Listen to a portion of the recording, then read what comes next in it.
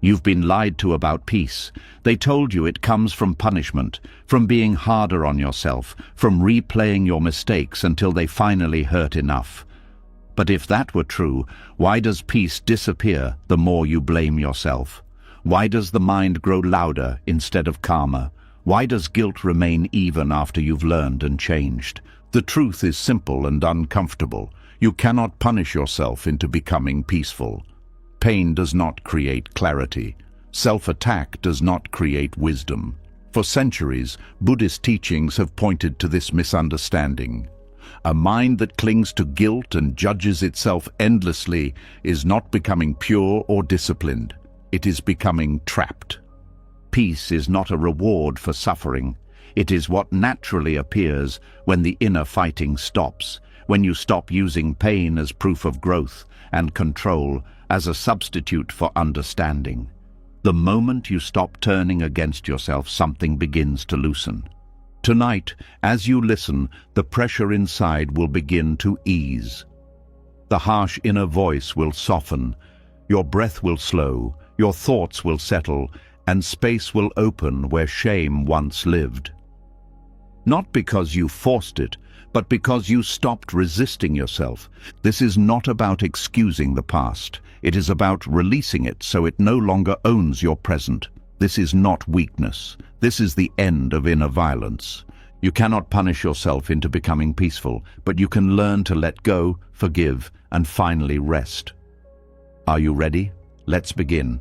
The moment the noise inside begins to quiet, something else often rushes in to replace it. Not peace, not relief, but a new demand. A whisper that says, now fix yourself, now do better, now don't mess this up. This is where many people unknowingly step out of understanding and back into struggle. What follows sounds like growth, looks like discipline, and feels like responsibility. But underneath it, something far more painful is taking place. Self-correction is usually praised. It is framed as maturity, strength, and wisdom. From a young age, we are taught that improvement comes from pressure, that mistakes must be met with force, that if something hurts, it must be working. Over time, this belief becomes automatic. Every flaw triggers an internal response. Every error demands immediate fixing. Every uncomfortable feeling becomes a problem to eliminate. At first, this seems helpful.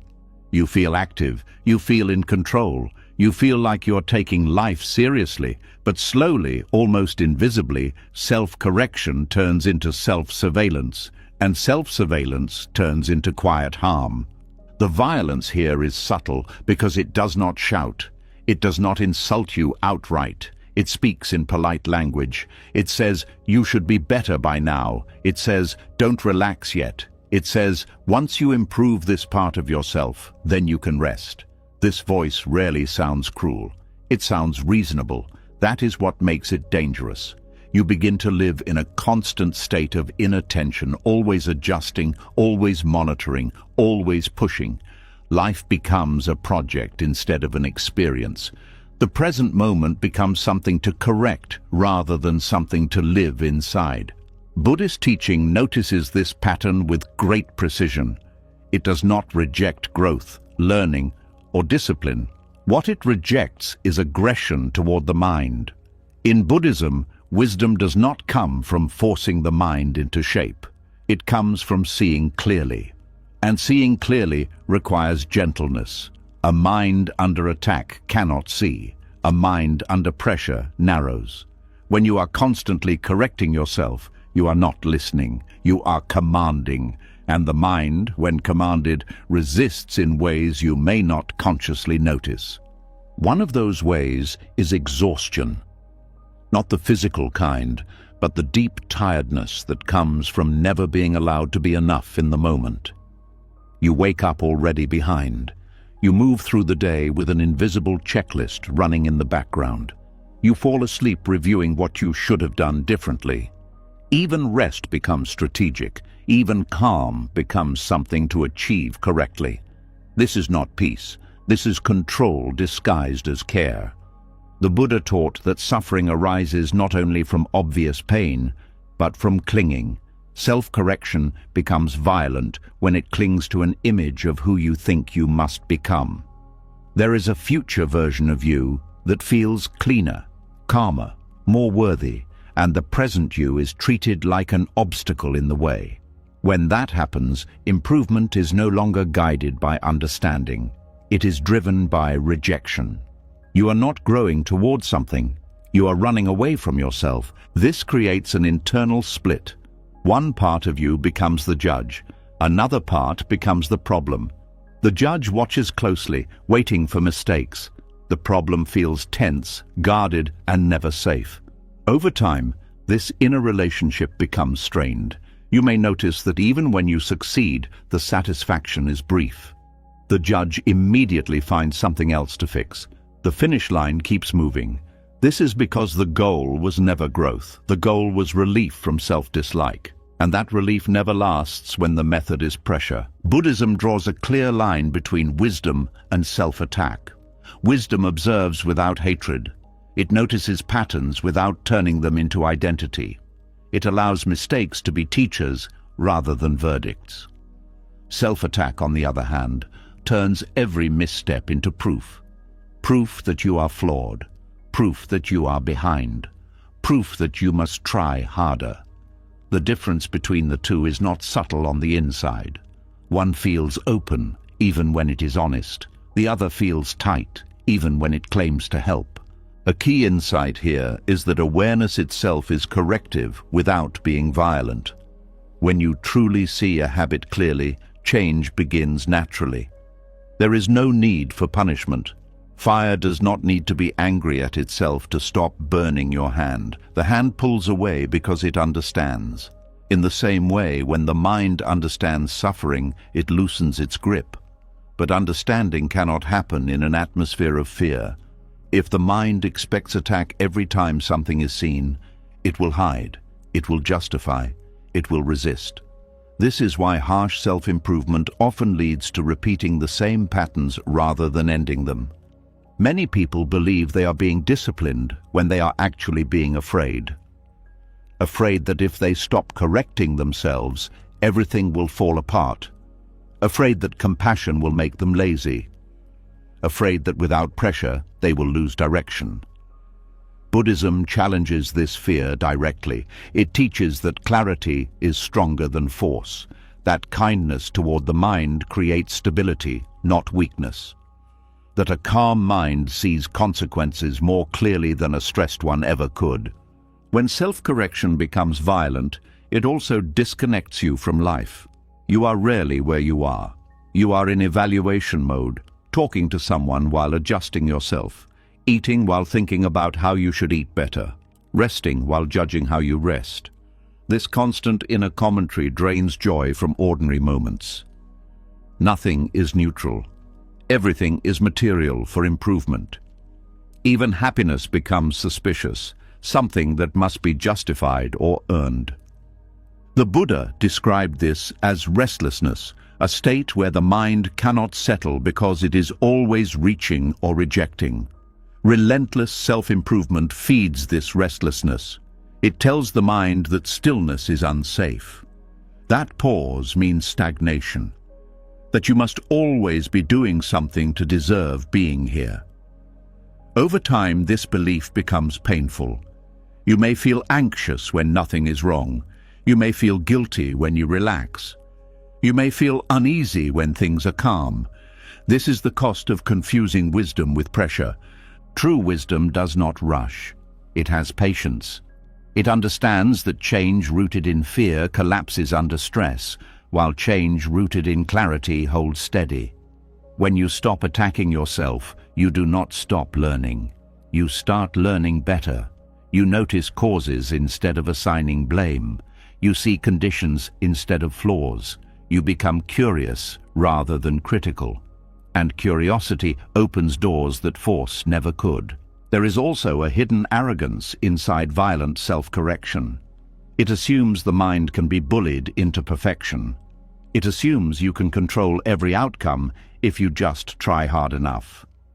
Buddhism gently exposes this illusion.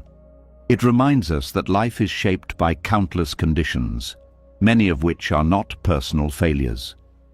When you take responsibility for everything in a harsh way, you carry weight that was never yours to begin with. This weight feels like seriousness, but it is actually misunderstanding. Another quiet harm of relentless self-correction is that it trains you to distrust ease. When something flows naturally, you question it. When progress happens gently, you doubt it. You have learned that growth must hurt to be real. Buddhism offers a different view. It says that suffering is not a requirement for awakening, that peace does not arrive through endurance, but through release. When you stop tightening around yourself, the mind begins to show you what truly needs attention and what can be left alone. This does not mean ignoring mistakes. It means relating to them differently. Instead of asking, "What is wrong with me?" you ask, "What is happening here?" Instead of demanding change, you allow understanding. This shift may feel unfamiliar at first. The judge inside may panic. It may say you are becoming careless. But over time, something surprising happens. Without pressure, the mind becomes more honest. It admits patterns it used to hide. It reveals fears it used to cover with effort. This honesty is the ground of real transformation. The Buddha often spoke about right effort. This does not mean maximum effort. It means appropriate effort. Effort that is balanced. Effort that does not burn the mind. Effort that knows when to act and when to rest. Violent self-correction knows only one speed: faster, harder, more. Right effort listens, it adjusts. It knows that forcing a flower to bloom does not make it grow quicker, it only damages the stem. When you begin to see the subtle violence in how you treat yourself, there may be grief. You may realize how long you have been pushing, how often you denied yourself kindness because you thought it was undeserved. This grief is not a setback. It is a sign of clarity returning. Buddhism does not ask you to punish yourself for this realization. It invites you to bow to it, to acknowledge it, to soften around it. As the need to constantly fix yourself relaxes, space opens. In that space, you may notice something unexpected. You are still learning, you are still changing, but it feels different. There is less fear, less urgency, less self-hatred driving the process. Growth begins to feel like unfolding rather than correction, like remembering rather than forcing. This is how Buddhism distinguishes wisdom from self-attack. Wisdom is quiet. It does not announce itself. It does not threaten. It does not rush you toward a better version. It stays with what is here and understands it fully. From that understanding, action arises naturally, without violence, without punishment, without the belief that peace must be earned through pain. And when this understanding settles in, something important becomes clear. You were never broken in the way you thought. You were conditioned.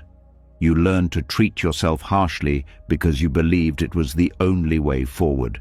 Seeing that belief clearly is already a form of freedom, not the loud kind, the quiet kind. The kind that does not need to prove anything anymore. From here, the path continues, not with pressure, but with honesty. Not with self-correction as a weapon, but with awareness as a guide. And this shift prepares the ground for something deeper to be examined next. Because beneath self-correction, there is often another force holding everything together. One that feels moral, necessary, even noble. Guilt. When the pressure to constantly fix yourself begins to loosen, another feeling often rises to the surface. It doesn't shout, it doesn't rush. It simply sits there, heavy and familiar. It says, even if I stop attacking myself, I still owe something. This is where many people get stuck. The whip is put down, but the weight is still carried. That weight is guilt. Guilt is often misunderstood as a sign of conscience, depth, or goodness.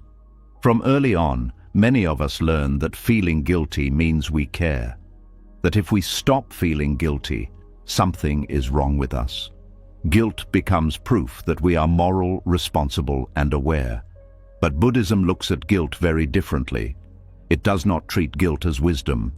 It treats it as attachment. And not just any attachment, but a particularly clever one. At first glance, guilt looks like humility. It looks like accountability. It looks like regret doing its job. But when examined closely, guilt often reveals something else. It keeps the story of me alive, the one who failed, the one who hurt someone, the one who should have known better, the one who must carry this feeling to prove sincerity. This identity becomes familiar. Painful, yes, but familiar. And the mind clings to what it knows, even when it hurts. Buddhism teaches that attachment is not only about pleasure. We can become attached to pain, roles and stories just as strongly. Guilt is one of the most socially acceptable forms of attachment. No one questions it. In fact, people praise it. At least you feel guilty, they say, as if guilt itself were a form of repair. But guilt does not fix what happened. It only keeps the self at the center of the story. When you cling to guilt, the focus quietly shifts. Instead of paying attention to the harm itself, the attention stays on how bad you feel. Instead of responding wisely to consequences, the mind loops around self-judgment. This looping feels like responsibility, but it is actually self-absorption in disguise. The ego survives not by pride alone, but by self-condemnation. Both keep the sense of I strong and active. This is why guilt can last long after a lesson has been learned, long after behavior has changed, long after forgiveness has been offered by others. The guilt remains because it has become part of who you think you are. Letting it go feels wrong, not because the guilt is useful, but because it feels like erasing proof that you cared. The mind whispers, if I stop feeling guilty, it means it didn't matter. Buddhism gently exposes this lie. In Buddhist understanding, remorse and guilt are not the same. Remorse is clean, it sees harm clearly, it acknowledges it, it learns, and then it moves forward with care. Guilt is sticky, it keeps replaying the past, it keeps reopening the wound. It says, I am bad, instead of, that action caused suffering. One leads to wisdom, the other leads to stagnation. Clinging to guilt also creates a false sense of control. As long as you feel guilty, it feels like you are doing something about the past. It feels active. It feels like atonement. But the past cannot be controlled, and trying to manage it through guilt only tightens the mind. Buddhism teaches that true responsibility lives in the present, not in endless punishment for what cannot be changed. There is also fear hidden inside guilt. Fear that without it you will repeat the mistake. Fear that compassion will make you careless. Fear that forgiveness equals permission. But Buddhism does not confuse forgiveness with forgetting or approval. Letting go of guilt does not mean denying harm. It means releasing the emotional attachment to self-blame so that clear action can happen now. When guilt is held tightly, it often blocks real repair. Apologies become heavy and self-centered. Change becomes forced and anxious. Relationships feel strained because guilt demands reassurance. Tell me I'm not a bad person. This is not healing, it is dependence. Buddhism points out that when the self is still busy punishing itself, it cannot fully attend to others. True repair requires presence, not self-absorption. Another overlooked aspect of guilt is how it keeps suffering alive internally, long after it has ended externally.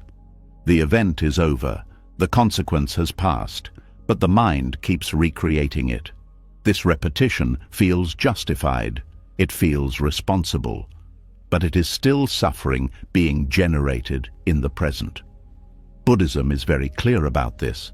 Suffering created now, even in the name of morality, is still suffering. Letting go of guilt feels uncomfortable at first because the ego protests. The ego says, if I release this, who am I? For many people, guilt has become a form of identity. It gives shape to the self. It gives a role, the one who messed up, the one who carries this burden. Releasing guilt can feel like stepping into emptiness. Buddhism does not see this emptiness as a problem. It sees it as freedom. Spiritual maturity, in Buddhist terms, does not mean being perfect. It means seeing clearly and responding wisely. Carrying guilt indefinitely does not increase wisdom. It dulls it. It narrows perception. It keeps the mind locked in the past. Letting go of guilt opens space for learning to fully integrate. It allows insight to settle instead of being drowned out by self-judgment. There is also a quiet pride hidden in guilt, not always obvious, but present. I feel worse than others would. I punish myself more than necessary. I will never let myself forget. This extreme self-condemnation can feel noble, but it still centers the self. Buddhism invites humility of a different kind, the humility of recognizing that you are not the center of the universe and that your suffering does not fix what happened. When guilt loosens, something surprising often appears. Care. Care without drama. Care without self-hatred. You still don't want to cause harm. In fact, you become more sensitive to it. But your motivation changes. You act from understanding, not fear. From awareness, not punishment. This is why letting go of guilt is not moral failure. It is moral clarity. Buddhist practice often emphasizes releasing unwholesome mental states. Guilt that no longer serves learning is considered unwholesome, not because it is bad, but because it produces more suffering without benefit. Holding onto it is like gripping a hot coal to show how sorry you are. The heat continues, but nothing is healed. There is a difference between taking responsibility and carrying guilt. Responsibility is light enough to move with. Guilt is heavy and paralyzing. Responsibility asks, "What now?" Guilt asks, "What's wrong with me?" One looks forward, the other circles endlessly. Buddhism always points toward freedom from unnecessary suffering, even when the suffering feels justified. Letting go of guilt does not happen through force. You cannot shame yourself out of shame. It happens through understanding, through seeing that guilt is a mental habit, not a moral requirement, through noticing how it tightens the body, narrows the breath, and keeps the mind looping. Awareness begins to weaken its grip, not all at once, but gradually. As guilt fades, there may be a strange quiet. The mind may search for something to hold on to. This is normal. Buddhism teaches that the mind is used to clinging. When one attachment loosens, it looks for another. This is why the path continues, not to replace guilt with pride, but to rest in clarity without needing an identity built on pain. When guilt is finally seen for what it is, attachment rather than virtue, a new kind of strength appears, a steadier one. You stop needing to prove that you are good by suffering. You stop measuring sincerity by pain. You begin to trust understanding instead of punishment. This trust does not make you careless. It makes you present. From this place, the question naturally shifts. If guilt is not the path to peace, and self-punishment is not the path to growth, then what is? What allows the mind to finally settle without fear of becoming morally empty? What remains when guilt no longer props up the sense of self? These questions lead directly into the next realization, one that challenges a belief many people hold without ever questioning it: the belief that peace must be earned. When guilt loosens its grip, the mind often reaches for something else to hold itself together. The pain is lighter now, but a quiet question appears underneath it. Have I done enough yet? This question sounds responsible. It sounds mature. It sounds fair.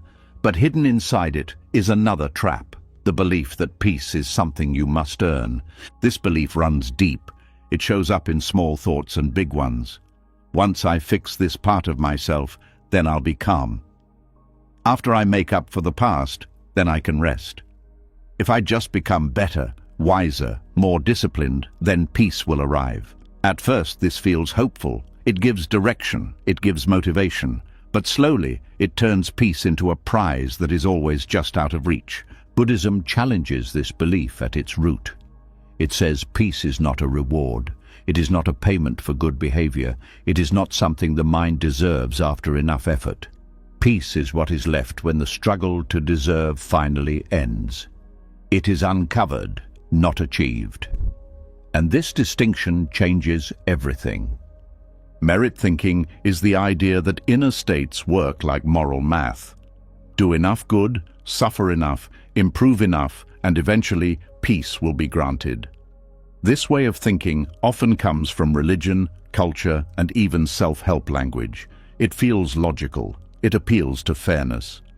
But the mind is not a courtroom, and peace is not a verdict. When you approach inner peace as something to earn, you unknowingly postpone it. This is because merit thinking keeps the mind future-focused. Peace is always later, always conditional, always dependent on becoming someone else. The present moment becomes a waiting room. You're never quite allowed to rest where you are. Even moments of calm are watched closely, measured and questioned. Is this real peace? Do I deserve this? Will it last? These questions quietly pull you back into effort. Buddhism teaches that liberation does not come from adding something to the mind. It comes from removing confusion. Peace is already present beneath the noise, the habits, the clinging. It does not need to be created. It needs to be revealed. But merit thinking covers it up with constant striving. One of the most subtle harms of trying to earn peace is that it keeps self-judgment alive. Even when guilt fades, evaluation remains. You begin to measure your thoughts, your reactions, your spiritual progress. You watch yourself closely, not with curiosity, but with a scorecard. This monitoring feels responsible, but it keeps the sense of me front and center. The one who is improving, the one who is failing, the one who is almost there. In Buddhism, this constant self-referencing is itself a form of suffering. Peace cannot appear fully when the mind is busy tracking its own worthiness. The moment peace is treated as something you must qualify for, it becomes fragile. It depends on conditions, and anything that depends on conditions can be lost. Merit thinking also creates pressure to maintain goodness. You may feel anxious about slipping, afraid that one mistake will undo progress. Calm becomes something to protect rather than something to rest in. This fear tightens the mind. It creates subtle tension even during meditation, reflection, or silence. You are not simply being. You are performing peace. The Buddha pointed out that this performance is exhausting. It keeps the mind busy even when it looks still on the outside. True peace, by contrast, is effortless, not lazy, but unforced. It does not require constant management. It arises naturally when the causes of agitation are understood and released. Another problem with earning peace is that it turns practice into bargaining. If I do this, then I should feel better. If I let go of that, peace should arrive. When peace does not appear on schedule, frustration grows. Doubt follows. The mind begins to feel cheated. This disappointment is not a failure of practice. It is a misunderstanding of what peace is. Peace is not an emotional high. It is not constant pleasure. It is the absence of unnecessary resistance. It is the mind no longer fighting what is. When you try to earn it, you add resistance instead of removing it. You resist your current state. You resist not being calm enough. You resist the process itself. Buddhism emphasizes seeing things as they are. This includes seeing the desire to earn peace as another form of craving. It is craving disguised as virtue. You want peace because you believe something is wrong without it. That belief creates tension, and the tension blocks the very thing you are seeking. When merit thinking loosens, a strange relief appears. You realize you are not late, you are not behind. There is no final exam for peace. This does not mean effort disappears. It means effort becomes wiser. You practice not to become worthy, but to see clearly. And seeing clearly brings calm naturally. The Buddha often spoke about awakening as remembering, not achieving. like realizing you were holding your breath unnecessarily. When you stop holding, relief comes instantly, not because you earned oxygen, but because you stopped blocking it. Peace works the same way. Trying to deserve peace also keeps comparison alive. You look at others and wonder who is more advanced, who is calmer, who is doing it right. This comparison feeds insecurity. It makes peace feel scarce, like only a few can have it. Buddhism rejects this completely. Peace is not a limited resource. It is available whenever the conditions of clinging soften. Merit thinking can also create pride. I worked hard for this calm. I suffered enough to deserve this. This pride may feel subtle, but it creates separation. It strengthens identity, and where identity tightens, peace thins out. Buddhism teaches that peace deepens as the sense of a solid self relaxes, not as it is polished. Another overlooked cost of earning peace is burnout.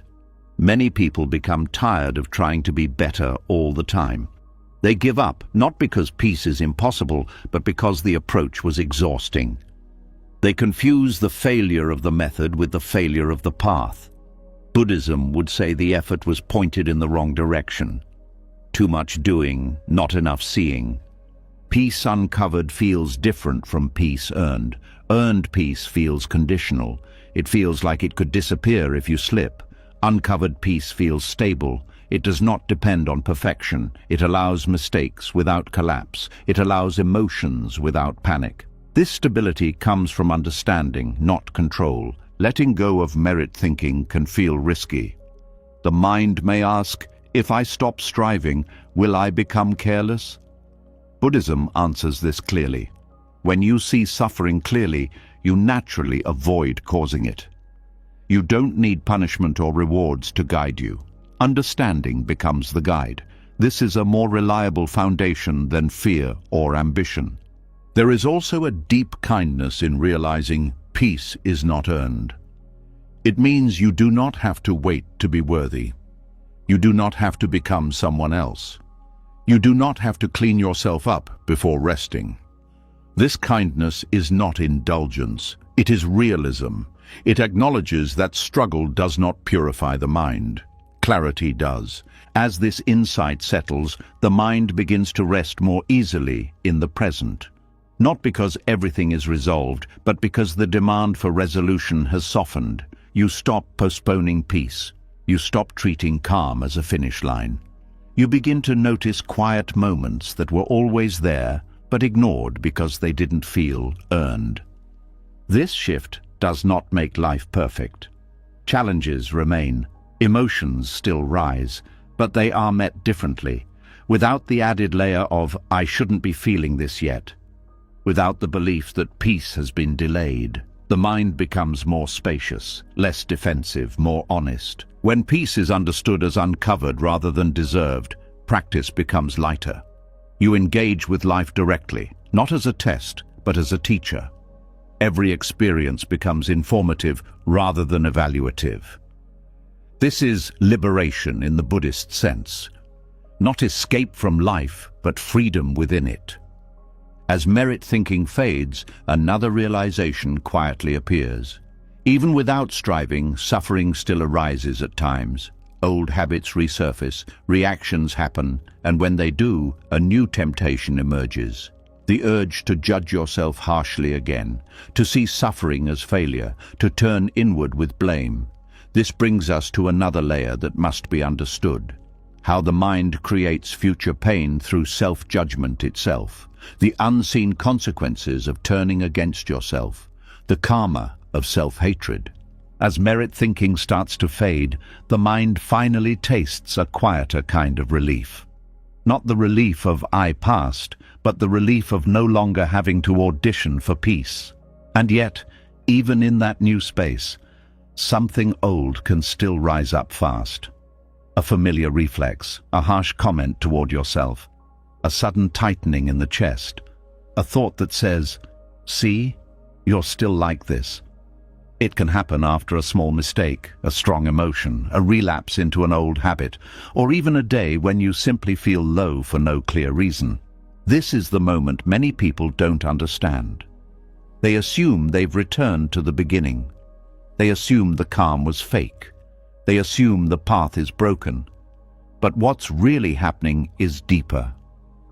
The mind is showing you one of its strongest old habits, self-hatred disguised as being realistic. And Buddhism treats this not as a minor issue, not as a personality quirk, but as a cause that plants suffering into the future the same way harmful actions toward others do. Self-hatred often gets a free pass because it looks private. No one sees it. No one gets bruised on the outside. You can still function, still work, still smile, still be fine. But inwardly, a war is taking place. And Buddhism is very clear about one thing: the mind does not escape the effects of what it repeatedly creates. Inner cruelty is still cruelty. It still leaves traces.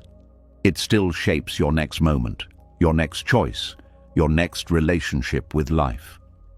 In Buddhist teaching, karma is not a punishment handed down by the universe. It is a pattern of cause and effect. It is the way intention shapes the mind. What you repeat becomes your direction. What you feed becomes your home. Every time you strike yourself with harsh judgment, you strengthen the habit of striking. Even if the target is you, the action is still the same kind of action. It is aggression, and aggression, repeated, becomes a condition that returns suffering again and again. This is why self-hatred never stays in one place. It spreads. It leaks into how you interpret events. It leaks into how you treat your body. It leaks into how you speak, how you listen, how you handle conflict, how you handle success, how you handle love. Self-hatred becomes a lens, and when you wear that lens long enough, the world starts to look like evidence against you. Harsh self-judgment creates future suffering in a very practical way. It trains the brain to search for failure. It makes you overly alert to what's wrong. That vigilance feels like safety, but it is actually stress. When the mind expects attack, it becomes defensive. And a defensive mind is less flexible, less creative, less patient, and more reactive. So the very habit you use to improve becomes the habit that makes life harder. A self-hating mind also changes how you learn. Learning requires openness. It requires being able to see your actions clearly without collapsing into shame. But when the mind believes mistakes equal worthlessness, it stops learning cleanly. It becomes afraid of seeing.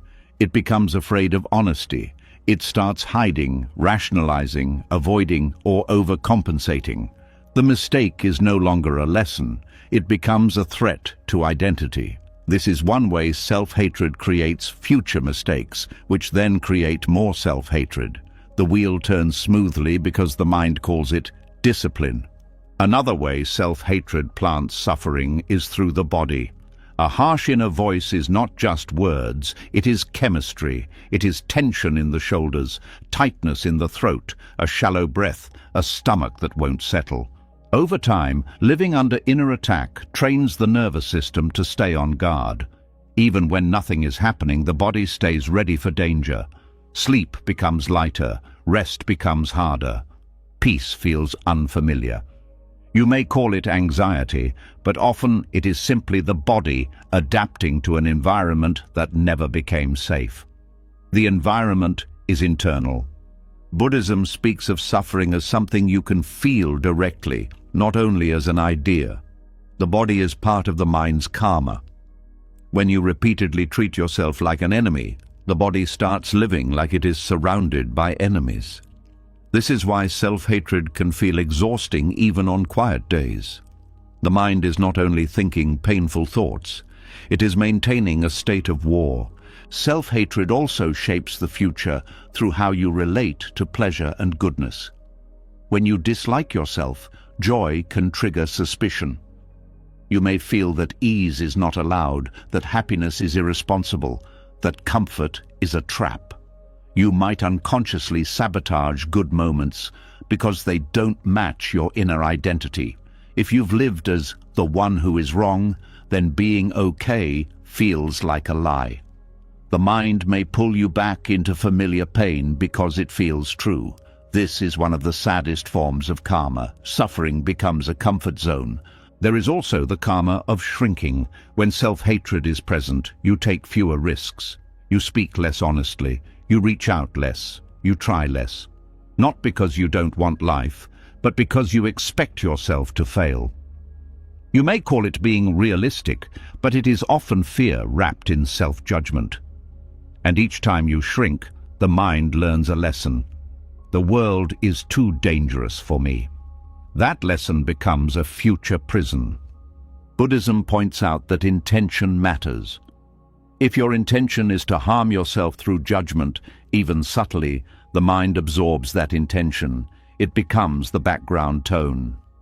You may meditate, pray, read wise teachings, listen to calm voices, but the inner tone still says, "I do not deserve to be at ease." That tone becomes the real teacher because it is repeated most often. This is why outwardly good actions can still feel empty when self-hatred remains. You can help others and still feel unworthy. You can achieve success and still feel like a fraud. You can receive love and still feel like you are borrowing something that will be taken back. The problem is not the world. The problem is the inner conclusion.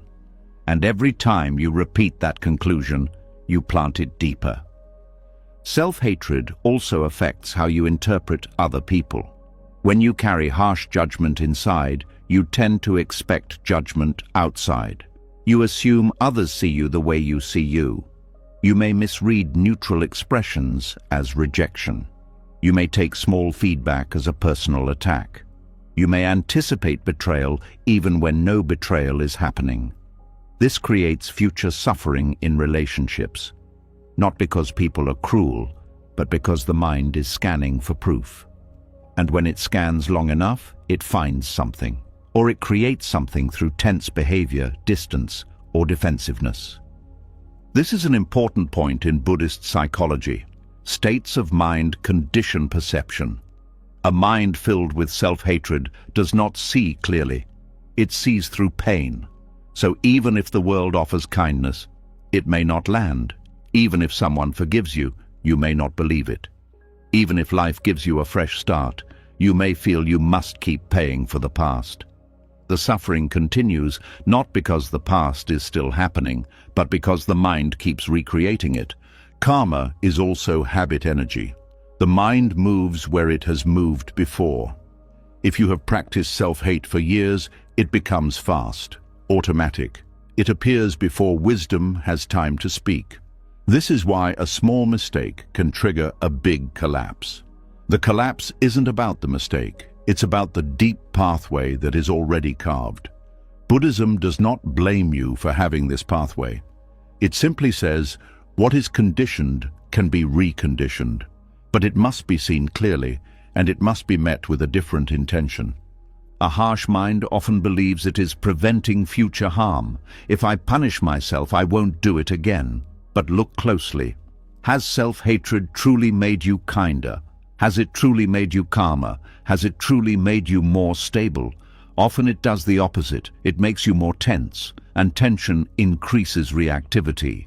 It makes you more ashamed, and shame increases hiding. It makes you more fearful, and fear increases compulsive behavior. So the intended result fails, and the mind concludes it must become even harsher. This is how the cycle maintains itself. Buddhism offers another view.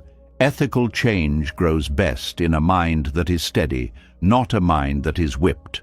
When the mind is steady, it can pause before acting. It can feel consequences. It can care. When the mind is whipped, it acts from panic or pressure. It becomes more likely to repeat what it later regrets. So if you truly care about not causing harm, self-hatred is a poor strategy. It looks like seriousness, but it breeds instability. There is also the karma of hopelessness. Self-hatred quietly teaches you that you are permanently flawed, that your nature is wrong, that you are the kind of person who will always struggle. This belief creates future suffering by draining motivation and courage. Why try if you are already condemned?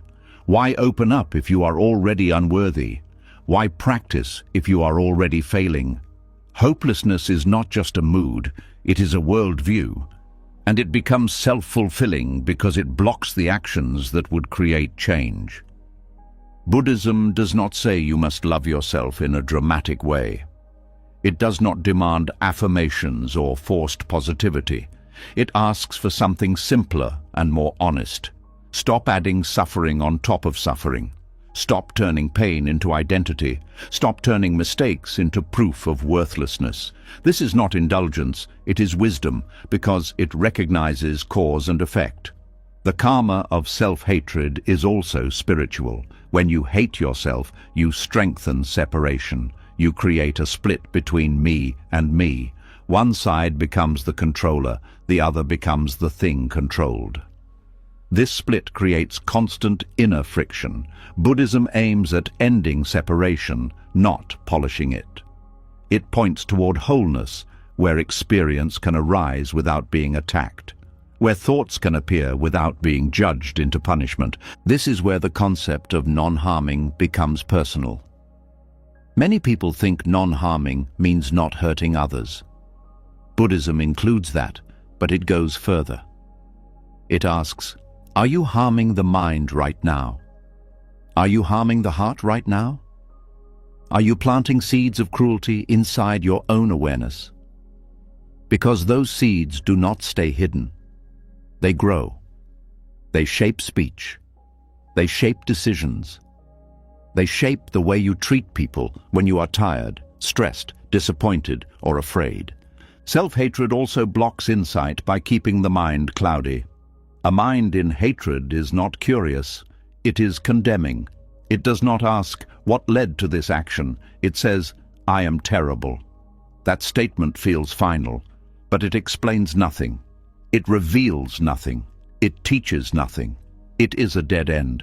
Buddhism values insight, which means seeing conditions, causes, and patterns.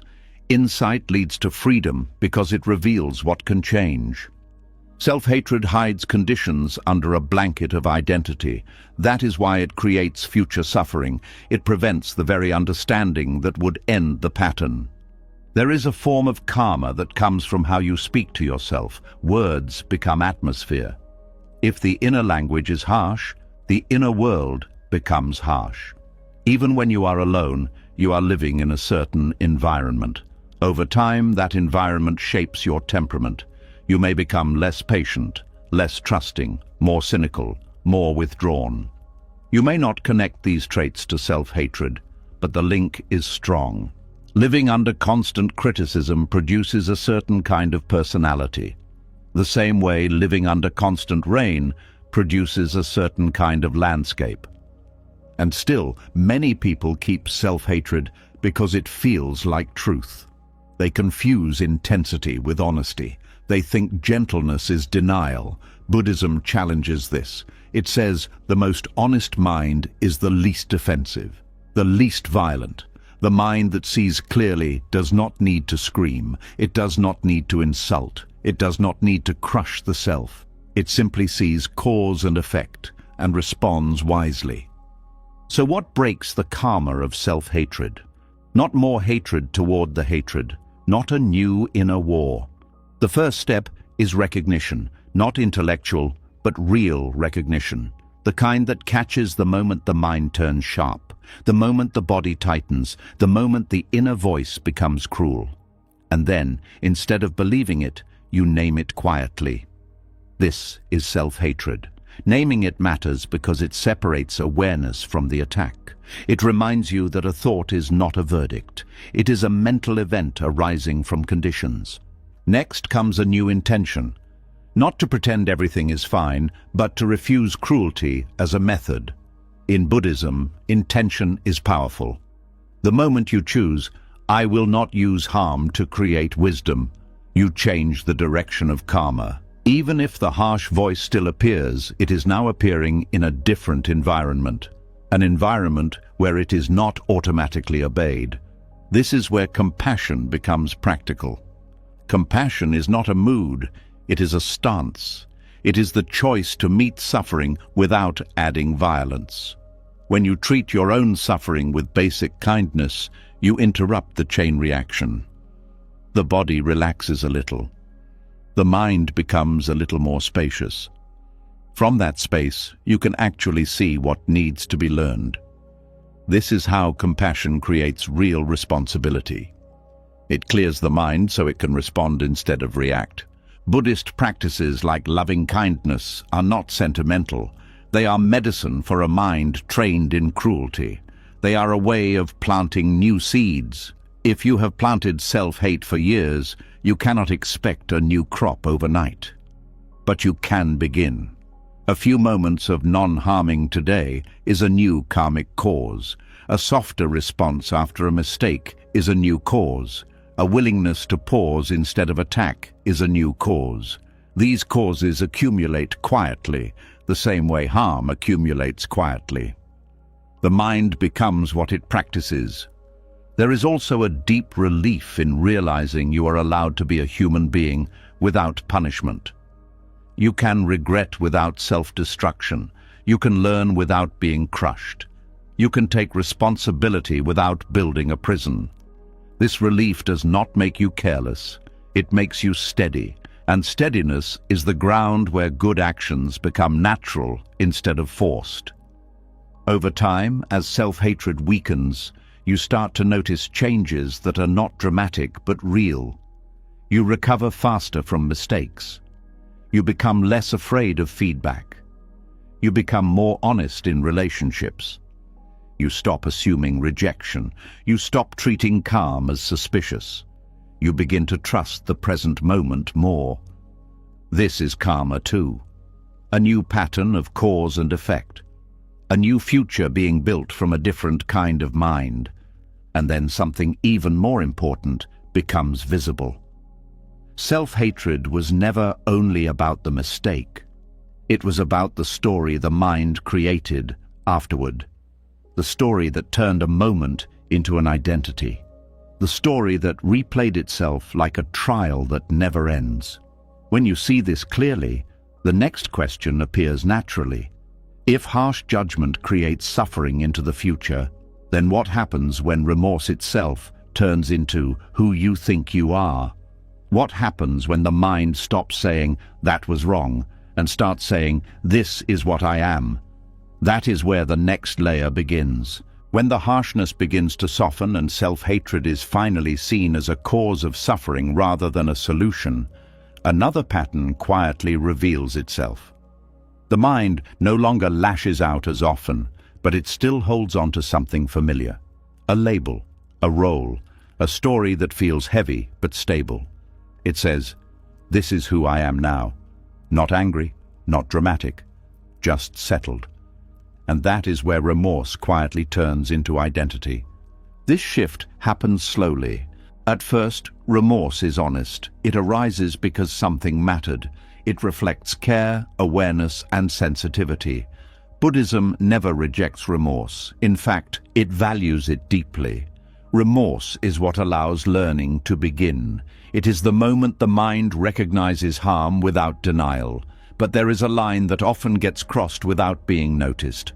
The line between seeing an action clearly and becoming the action. When remorse becomes identity, the mind stops saying, "That was wrong," and starts saying, "I am wrong."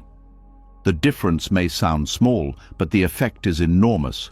One statement allows growth. The other freezes it. One points to behavior. The other defines being. Buddhism is very precise here. It teaches that actions arise from conditions, but the self is not fixed. When the mind collapses into identity, it locks those conditions in place. The identity of the one who failed can feel strangely solid. Painful, yes, but solid. It gives the mind something to hold on to, a clear explanation for suffering, a familiar position. The mind prefers a painful certainty over an open unknown. So even when change is possible, identity resists it. Letting go of the label feels like erasing history, denying responsibility, or pretending nothing happened. This fear keeps the identity alive. Buddhism teaches that clinging to identity is a central cause of suffering. Identity creates separation. It draws hard lines around experience. When remorse turns into identity, the past becomes the present. Every new moment is filtered through what you believe you are. You may notice this in small ways. Compliments feel uncomfortable. Opportunities feel undeserved. Hope feels naive. The future feels already decided. This identity also shapes memory. Instead of remembering an event as something that happened, the mind remembers it as proof. Every recall reinforces the same conclusion. The memory is no longer informational. It is defining. Over time, the memory loses detail and gains weight. It stops teaching and starts accusing. Buddhism calls this proliferation, the mind repeating and expanding a story until it becomes a world you live inside. When remorse becomes identity, it also distorts responsibility. True responsibility is flexible. It adjusts. It responds to the present. Identity-based remorse is rigid. It says, "I will always be this." This rigidity blocks movement. You may find yourself repeating apologies that go nowhere, making changes that feel hollow, or avoiding situations where your identity might be challenged. Growth feels threatening because it contradicts the story. There is also a quiet loyalty to the identity of failure. It can feel like betraying those you hurt if you move on too easily. The mind says, "If I stop carrying this, it means I didn't care enough." Buddhism recognizes this as attachment to suffering. Caring does not require self-definition through pain. In fact, ongoing self-definition through pain often keeps attention on the self rather than on wiser action. Another danger of remorse as identity is that it limits compassion. When you believe you are fundamentally flawed, you may struggle to believe others can change. You may judge quickly. You may expect disappointment. Or you may excuse harm because you believe people are stuck. The inner story becomes a lens through which you see the world. Buddhism points out that seeing impermanence clearly is what allows compassion to stay alive. Identity denies impermanence. The identity of failure also changes how you practice spiritually. Practice becomes a way to fix who you are rather than understand what is happening. Meditation becomes heavy. Reflection becomes self-analysis. Teachings feel distant, as if they apply to better people. This is not humility. It is a misunderstanding of the path. Buddhism teaches that awakening is not about becoming worthy. It is about seeing clearly that the fixed self you are trying to repair does not exist in the way you think. Remorse without self-definition looks very different. It is clean. It acknowledges harm fully, without drama and without denial. It feels the weight of consequence without turning it into identity. It learns, adjusts, and releases. Buddhism often uses the metaphor of seeing a thorn and removing it. You don't keep the thorn to prove you were hurt. You remove it so the wound can heal. One of the reasons remorse turns into identity is that the mind mistakes intensity for truth. Strong feelings feel convincing. If the pain is deep, the conclusion must be real. But Buddhism teaches that intensity does not equal accuracy. Emotions arise due to conditions. They pass when conditions change. Identity claims permanence where there is none. This is why the Buddha emphasized non-self, not as an abstract idea, but as a practical tool. When you see that thoughts, emotions, and memories arise and pass, the grip of identity weakens. You can experience remorse without becoming remorse. You can feel regret without turning into the regretful one. This creates space, and in that space, wisdom functions. Another subtle harm of remorse as identity is how it affects time. The past becomes heavy. The future becomes thin. You may feel like you're living behind your own life, always catching up, always compensating. Buddhism teaches that liberation happens now, not because the past disappears, but because it stops defining the present. When identity loosens, time opens. There is also a social cost. When you see yourself as the one who failed, you may unconsciously seek situations that confirm it. You may tolerate poor treatment. You may stay small. You may avoid joy because it feels out of character. This is not fate, it is conditioning. Buddhism teaches that identity shapes behavior, and behavior shapes future conditions. The cycle continues until it is seen. Remorse as identity can also create a strange form of pride. I will never forgive myself. I will always remember. These statements sound noble, but they still center the self. Buddhism invites a different humility, the humility of letting go, the humility of accepting that clinging to pain does not make you more ethical, it makes you less free. Learning to hold remorse without self-definition takes practice. The mind is used to collapsing, it wants clear labels. Buddhism offers tools to interrupt this habit. One is careful attention to language. Notice when the mind uses I am instead of this happened. Another is returning to the body. Identity lives in thought. The body lives in the present. Feeling the breath, the weight of the body, the contact with the ground brings you back to what is real now. Another tool is seeing conditions. Instead of isolating the self as the cause, you widen the lens. What pressures were present? What habits were active? What misunderstandings were operating? This is not excuse-making. It is accuracy. Buddhism values accuracy because it leads to effective change. Blame simplifies.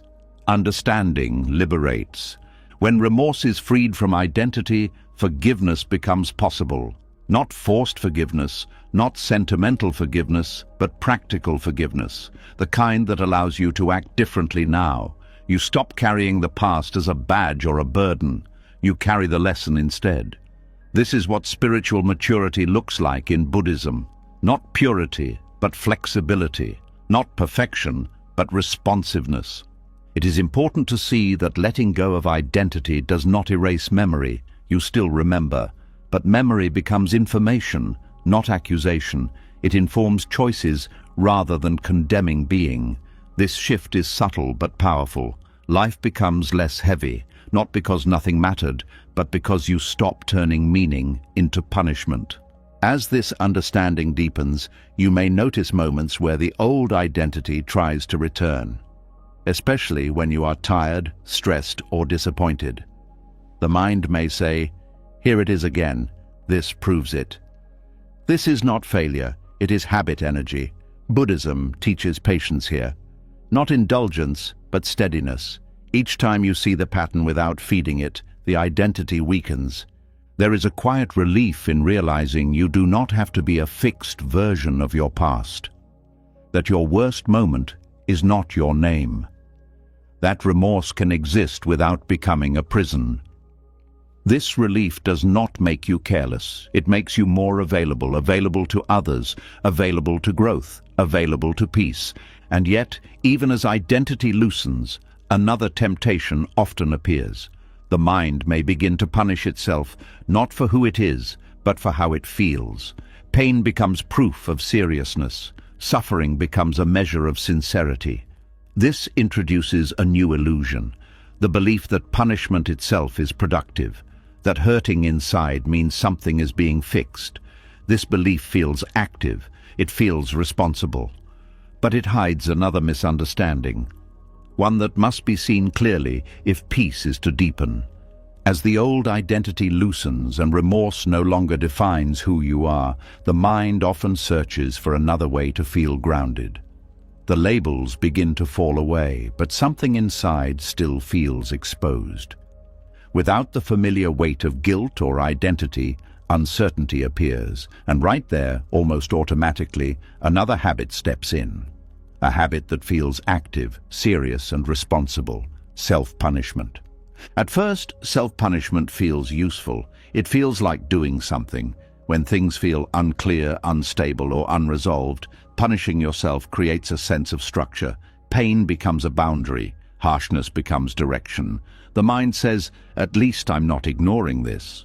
And in that moment, uncertainty feels smaller. This is why self-punishment is so convincing. It creates the illusion of control. Control is deeply comforting to the human mind. Not because control is pleasant, but because uncertainty is frightening. When you don't know what will happen next, when you can't guarantee that you won't repeat a mistake, when you can't be sure you're growing fast enough, the mind panics quietly. Self-punishment steps in as a response to that panic. It says, if I hurt myself now, I can prevent worse pain later. Buddhism looks directly at this belief and gently dismantles it. Punishing yourself feels productive because it mimics effort. It has intensity. It has urgency. It feels like responsibility in action. Sitting with uncertainty feels passive by comparison. Waiting, not knowing, allowing life to unfold feels risky. So the mind chooses pain because pain feels like movement. But movement is not the same as progress. Buddhism teaches that not all effort is wise effort. Some effort comes from fear, not clarity. Self-punishment belongs to this category. It is an attempt to force certainty where none exists. There is the mind saying, I don't trust life, so I will tighten myself instead. That tightening creates temporary relief, but it does not resolve the fear underneath. It only distracts from it. When you punish yourself, you create a sense of moral order. You feel that something has been balanced. I did wrong, now I suffer. This feels fair, predictable, contained, but life does not work like a simple exchange. Suffering does not cancel suffering, and inner pain does not guarantee wiser action. Buddhism points out that this moral bookkeeping keeps the mind busy, but it does not make it free. The illusion of control shows up strongly after mistakes. The future suddenly feels uncertain. What if I do this again? What if I hurt someone again? What if I never change? These questions are uncomfortable because they have no immediate answers. Self-punishment gives the mind something concrete to do with that discomfort. It turns fear into pain. Pain feels familiar. Fear of the unknown does not. This is why many people punish themselves more when they care deeply. Caring increases uncertainty. When something matters, the risk feels higher. So the mind tries to protect what matters by tightening control. It believes that if it stays harsh enough, vigilant enough, unforgiving enough, it can prevent future harm. Buddhism does not deny the intention behind this. It questions the method. Fear of uncertainty is at the core of this habit. Uncertainty means you cannot guarantee outcomes. You cannot guarantee you will always act wisely. You cannot guarantee that change will stick. For the ego, this is terrifying. The ego wants assurance. It wants certainty. Self-punishment offers a false form of assurance. It says, as long as I'm hurting, I'm in control. But control achieved through pain is unstable. It requires constant reinforcement. The moment the pain eases, fear returns. This creates a cycle. Uncertainty arises. Self-punishment reduces it temporarily. Relief fades. Uncertainty returns. The punishment must intensify. Over time, the mind becomes dependent on harshness to feel safe. Gentleness feels dangerous. Calm feels irresponsible. Peace feels like losing vigilance. This is how self-punishment becomes habitual, even when it no longer feels effective. Buddhism teaches that true stability does not come from control, but from understanding impermanence. Everything changes. Conditions shift. Outcomes cannot be fully predicted. When the mind resists this truth, it suffers. When it accepts this truth, it relaxes. Self-punishment is a refusal to accept impermanence. It is an attempt to freeze the future through pain. There is also a belief hidden inside self-punishment that says suffering is a form of insurance. If I hurt now, life won't hurt me later. But this belief misunderstands how suffering works. Inner cruelty does not protect you from outer pain. It often makes you more vulnerable to it. A harsh mind is less flexible, less resilient, less able to adapt when things don't go as planned. Buddhism values resilience over rigidity. Another reason self-punishment feels productive is that it gives the mind a clear role. You become the enforcer, the controller, the one making sure things don't fall apart. This role gives identity and purpose. Letting go of it can feel like abandoning responsibility. But Buddhism distinguishes responsibility from domination. Responsibility responds, domination controls. One allows learning, the other blocks it. Self-punishment also simplifies complex situations. Life is messy. Mistakes arise from many conditions: emotions, habits, stress, misunderstanding, timing. Seeing this complexity requires patience. Punishing yourself collapses complexity into one conclusion: I am the problem. This feels clean, simple, but it is inaccurate, and inaccurate understanding creates future suffering. When you punish yourself, you also train your nervous system to associate learning with pain. Over time, this makes growth harder. The mind begins to resist insight because insight predicts punishment. Awareness becomes threatening. Reflection becomes uncomfortable. You may avoid looking closely at yourself because you know what's coming. This is how self-punishment quietly blocks the very clarity it claims to support. Buddhism emphasizes that awareness should feel spacious, not punishing. When awareness is gentle, the mind opens. When awareness is harsh, the mind contracts. A contracted mind cannot see clearly. It sees through fear, and fear distorts perception. This is why self-punishment ultimately increases uncertainty instead of resolving it. It clouds the mind while pretending to guide it. Another hidden cost of self-punishment is how it affects trust. Not just trust in others, but trust in yourself. If every mistake leads to inner attack, the mind learns that being human is dangerous. It becomes hypervigilant. It second-guesses every impulse. This constant monitoring feels like control, but it actually creates anxiety. Buddhism teaches that trust grows when the mind feels safe enough to be honest. Self-punishment removes that safety. There is also a deep fatigue that comes from trying to control life through pain. You may notice that even when nothing is wrong, you feel tense. Even during calm moments, part of you is bracing. This is the residue of self-punishment. The body remembers the stance of control. Relaxation feels unfamiliar. Letting go feels like losing grip on reality. Buddhism invites a different relationship with uncertainty. Instead of treating uncertainty as a threat, it treats it as a fact, a neutral condition of life. When uncertainty is accepted, the need for control softens. The mind no longer has to tighten itself to feel safe.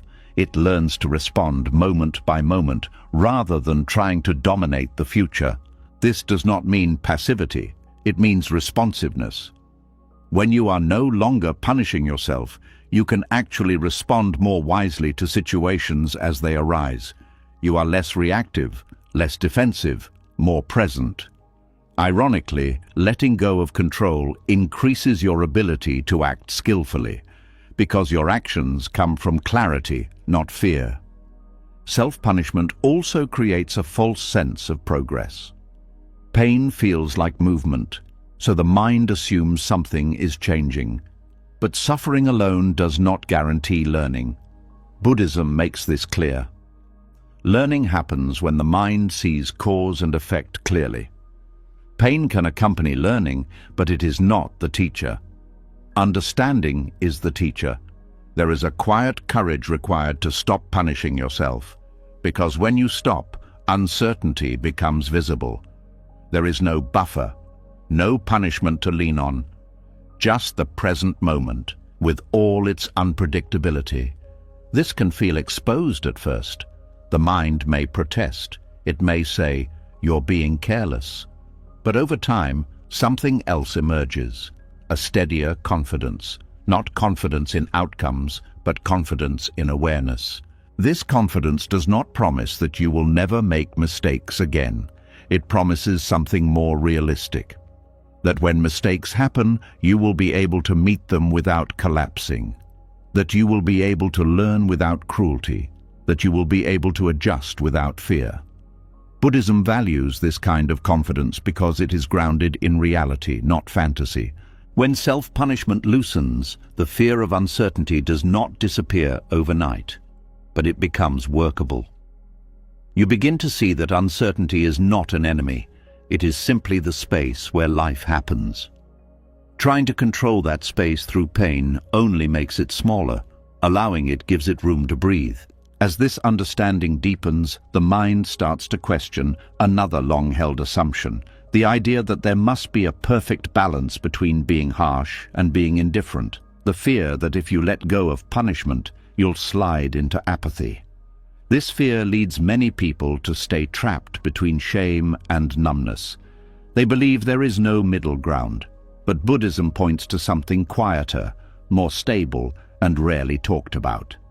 A way to be accountable without destroying yourself. A middle way that does not rely on pain or avoidance. As the need to control the future through pain begins to loosen, a new fear often appears, quieter but sharp. It says, if I'm not hard on myself, I'll become careless. It says, if I stop feeling bad, I'll stop being good. And for many people, this fear becomes the final reason they keep suffering. They don't keep punishing themselves because it works. They keep punishing themselves because they're scared of the other extreme, indifference. Here is the trap. The mind thinks there are only two options. Either you drown in shame or you become cold.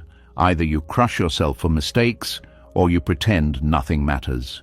Either you carry pain as proof of conscience or you become the kind of person who never changes. That false choice keeps people stuck for years, and it's exactly the kind of confusion the Buddha was addressing when he taught the middle way. Something inside you already knows this matters. You can feel it when you're exhausted from beating yourself up, yet still afraid to let go. You can feel it when you want to be responsible without turning your heart into a courtroom. You can feel it when you want to face what you did without turning it into who you are. That desire is not weakness. It's the beginning of balance. The middle way is often misunderstood as being in the middle emotionally, like staying neutral, like never feeling strongly. But that's not what it is. The middle way is not a personality type. It's a way of relating to reality that avoids two dead ends, self-destruction and avoidance. It's honesty without cruelty. It's responsibility without self-harm. It's care without panic. It's the ability to say, this mattered, without saying, therefore I deserve to suffer. Shame is not the same as responsibility. Shame is the feeling that you are fundamentally wrong. It doesn't simply point to an action. It attacks your core. It says you are broken, dirty, unworthy, less than. Shame makes everything personal. Even learning becomes dangerous because learning requires looking closely, and shame turns every look into a punishment. Shame does not open the mind. It shuts it down. It might force short-term obedience, but it creates long-term fear, and fear is not a stable foundation for ethical living. Indifference is the other dead end, and it has its own disguise. It looks like strength sometimes. It looks like moving on. It looks like not caring what people think. But often, indifference is not peace. It is shutdown. It is the heart going numb because feeling became too painful. It is the mind choosing distance because closeness required vulnerability. Indifference avoids shame, but it also avoids growth. It avoids repair. It avoids depth. It avoids the truth that actions have consequences and people have feelings. The middle way refuses both. It does not worship pain, and it does not run from truth. It allows remorse to exist without letting it become identity. It allows accountability to be real without turning it into self-hatred. And this is where many people get confused, because they've never been taught what accountability feels like when it's healthy. Healthy accountability feels clear. It is direct, it is specific, it is focused on behavior and impact, not on character and worth. It asks, what happened? What was the result? What conditions led to it? What can be done now? It does not ask, how bad am I? It does not ask, how much should I suffer? Those questions are not moral questions. They are self-punishment questions. They keep you stuck in the self instead of moving toward wisdom. In Buddhism, ethics is not built on shame. It is built on understanding suffering. When you understand that harm creates suffering, you naturally want to reduce harm. Not because you are terrified of being bad, but because you see clearly. You see how anger burns the one who holds it. You see how lies create fear. You see how careless words damage trust. You see how selfishness isolates. This seeing is not dramatic. It's simply honest. And honesty, when it's free from self-attack, becomes incredibly powerful. One reason people cling to shame is that shame feels like proof of sincerity. If you feel terrible, you must be taking it seriously. If you punish yourself, you must be moral. But sincerity is not measured by pain. It is measured by willingness to learn and adjust. The mind can suffer for years and still repeat the same patterns. That suffering might look like depth, but it can be a loop. Sincerity is shown in how you relate to the next moment, the next choice, the next conversation, the next opportunity to do better. The middle way teaches you to separate two things that shame blends together: the fact of the mistake and the story about the self. The fact is simple. Something happened. It had an effect. It can be acknowledged. It can be addressed. The story is what creates extra suffering. This proves I'm hopeless. This means I'm unlovable. This means I don't deserve peace. Buddhism treats this story as mental construction, not as truth. When you drop the story, you don't drop responsibility, you drop the poison. A key part of the middle way is learning how to hold discomfort without turning it into self-destruction. Because accountability involves discomfort. If you caused harm, you will feel something. If you broke trust, you will feel something. If you acted against your values, you will feel something. The middle way does not numb this. It allows the discomfort to be felt as information, but it refuses to turn it into violence. Here is how that looks in real life. You notice the tightness in your chest after you realize you hurt someone. Instead of spiraling into "I'm a terrible person," you stay with the sensation and the fact. You admit clearly that hurt them. You allow remorse to arise without adding a second arrow. In Buddhism, the first arrow is the natural pain of life. The second arrow is the extra pain created by the mind's resistance and self-attack. Shame fires the second arrow again and again. The middle way puts the bow down. Accountability without self-destruction also means making repair without begging for punishment. This is important. Many people unconsciously seek punishment because punishment feels like closure. If someone yells at you, if you are rejected, if you suffer enough, then the mind feels the debt is paid. But life does not always offer that kind of clear ending. Sometimes repair is quiet. Sometimes forgiveness is slow. Sometimes people move on without giving you the emotional release of being punished. The middle way teaches you to live without needing punishment as proof. You repair what you can. You apologize where it's appropriate. You change behavior. And you accept that the rest is not yours to control. This is where spiritual maturity shows up. Not in being perfect, but in being steady when there is no guarantee. Shame demands a dramatic emotional payment. Indifference refuses payment entirely. The middle way pays with presence and action. It says, I am here.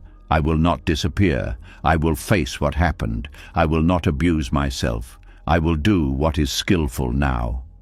Another part of balance is understanding intention without using it as an excuse. Sometimes harm happens without malice. Sometimes you were overwhelmed. Sometimes you were ignorant. Sometimes you were acting out of fear. The middle way can acknowledge this without minimizing impact. It can say, I didn't mean to hurt you, and also say, but I did, and I care. Shame turns intention into a courtroom defense or a personal condemnation. Indifference turns intention into a free pass. The middle way holds both realities, the inner causes and the outer consequences.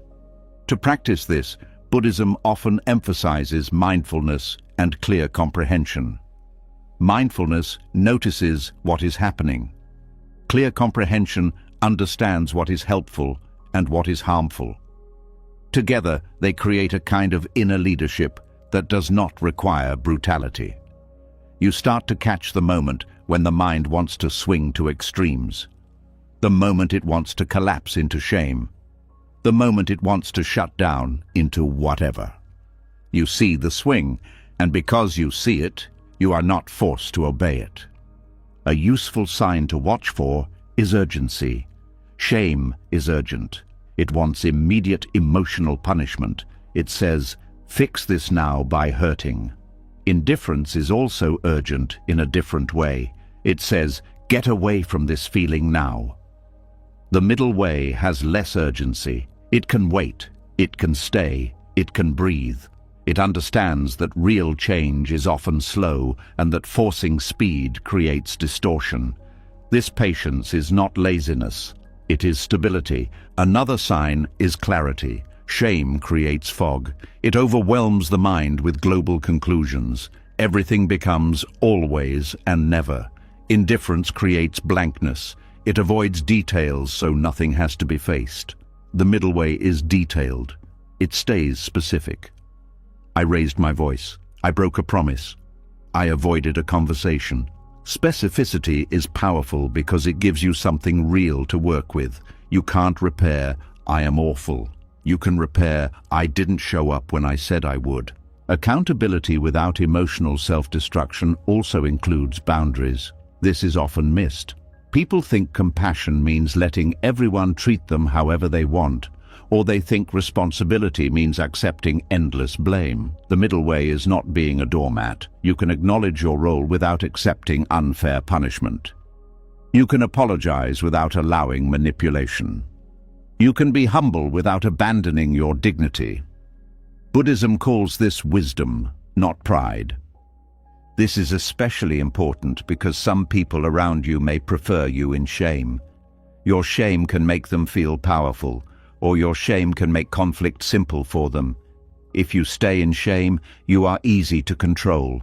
The middle way may challenge the dynamics in relationships. It might feel uncomfortable at first because it is new. You may need to learn to say, "I hear you and I'm taking this seriously, but I will not attack myself to make this easier." That sentence is not arrogance, it is sanity. Indifference often develops when shame becomes unbearable. So if you have swung into numbness before, that is not a sign you don't care. It may be a sign you cared too much while having no healthy way to hold it. The middle way offers a third option: feeling without drowning, facing without collapsing, caring without bleeding out internally. This balance also changes how you relate to your own inner critic. Shame gives the critic the microphone. Indifference throws the whole microphone away. The middle way listens for the useful signal and ignores the abuse. Sometimes the critic contains information. That wasn't skillful. That hurt someone. The middle way can accept that message without accepting the cruelty attached to it. It's like removing a note from a hateful envelope. You keep the note, you throw away the poison. Another piece of the middle way is recognizing that accountability is not a mood. You don't need to feel guilty to be responsible. You don't need to feel crushed to be sincere. You can take wise action even while feeling calm. This is a major shift for people who learned that pain equals seriousness. In Buddhism, calm is not indifference.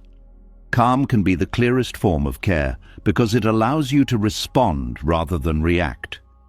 When calm is present, you can speak more honestly. You can apologize without turning it into a performance. You can make amends without needing applause or forgiveness on demand. You can accept consequences without turning them into self-hatred. This calm is not cold, it is stable warmth. It is the mind refusing to add fire to fire.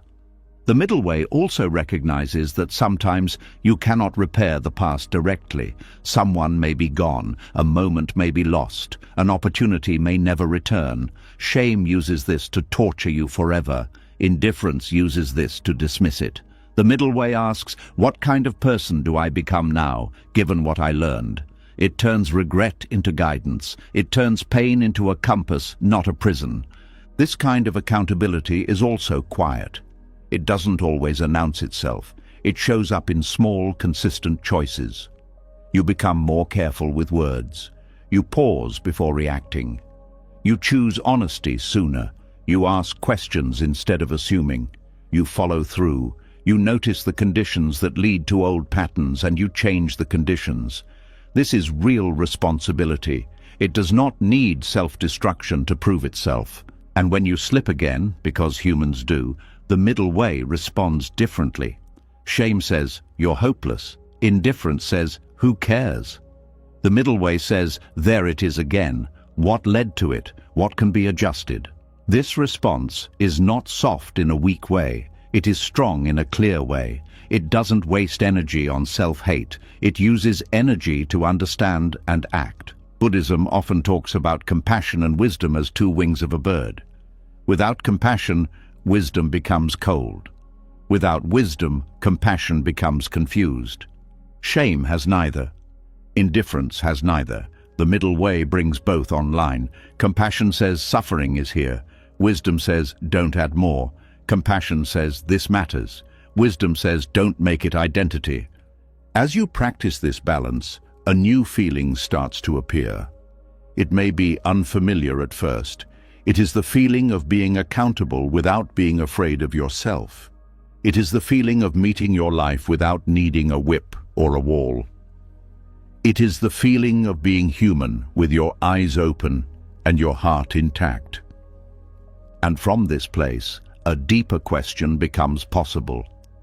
If accountability can exist without shame and care can exist without indifference, then what is actually driving all those cycles of pressure and punishment inside the mind? Why does the mind keep reaching for pain as if pain were progress? Why does suffering feel like proof that something is changing? There is a mechanism beneath it, almost like a trick the mind plays on itself, a way the brain mistakes discomfort for growth, and seeing that trick clearly changes the whole game. As the balance between shame and indifference begins to stabilize, something else becomes easier to notice. The mind no longer swings as wildly, yet there is still a pull toward discomfort. A strange urge to make things harder than they need to be.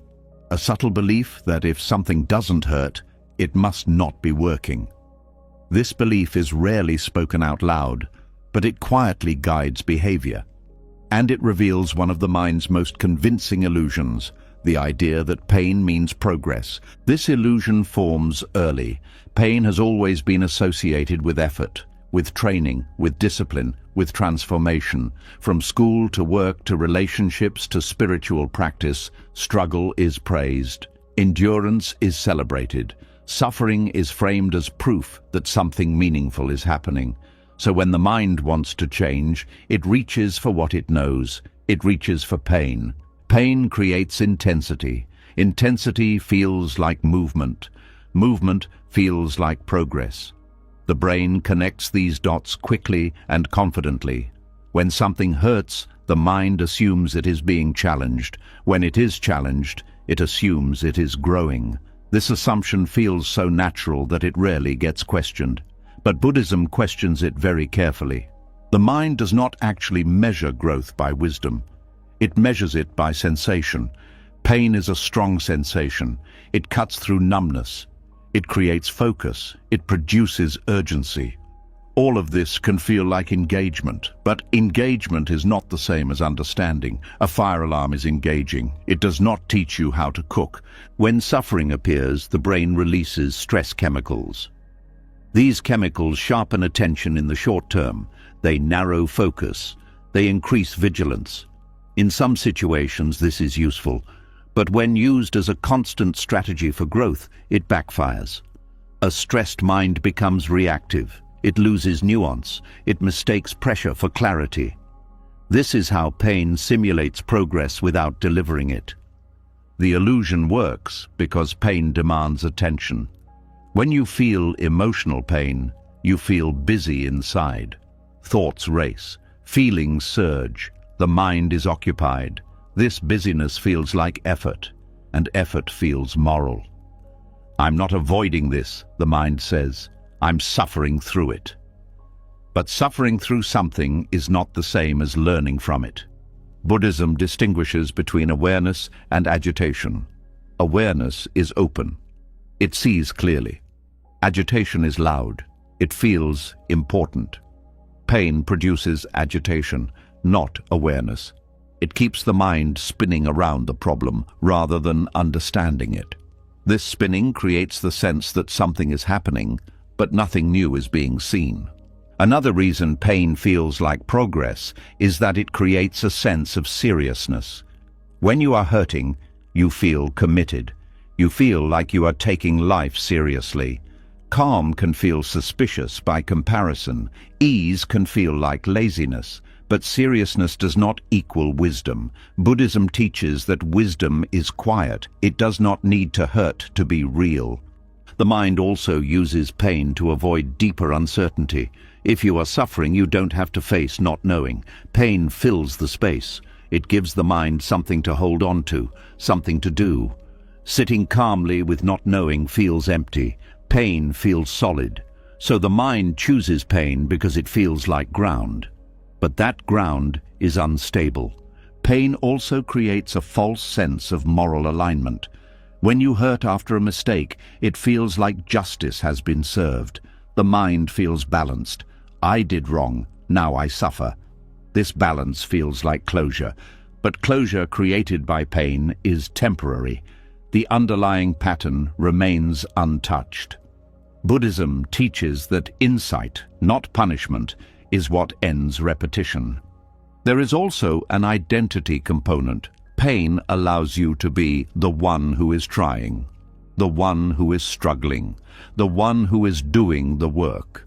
These identities feel active and meaningful. Letting go of pain can feel like letting go of identity.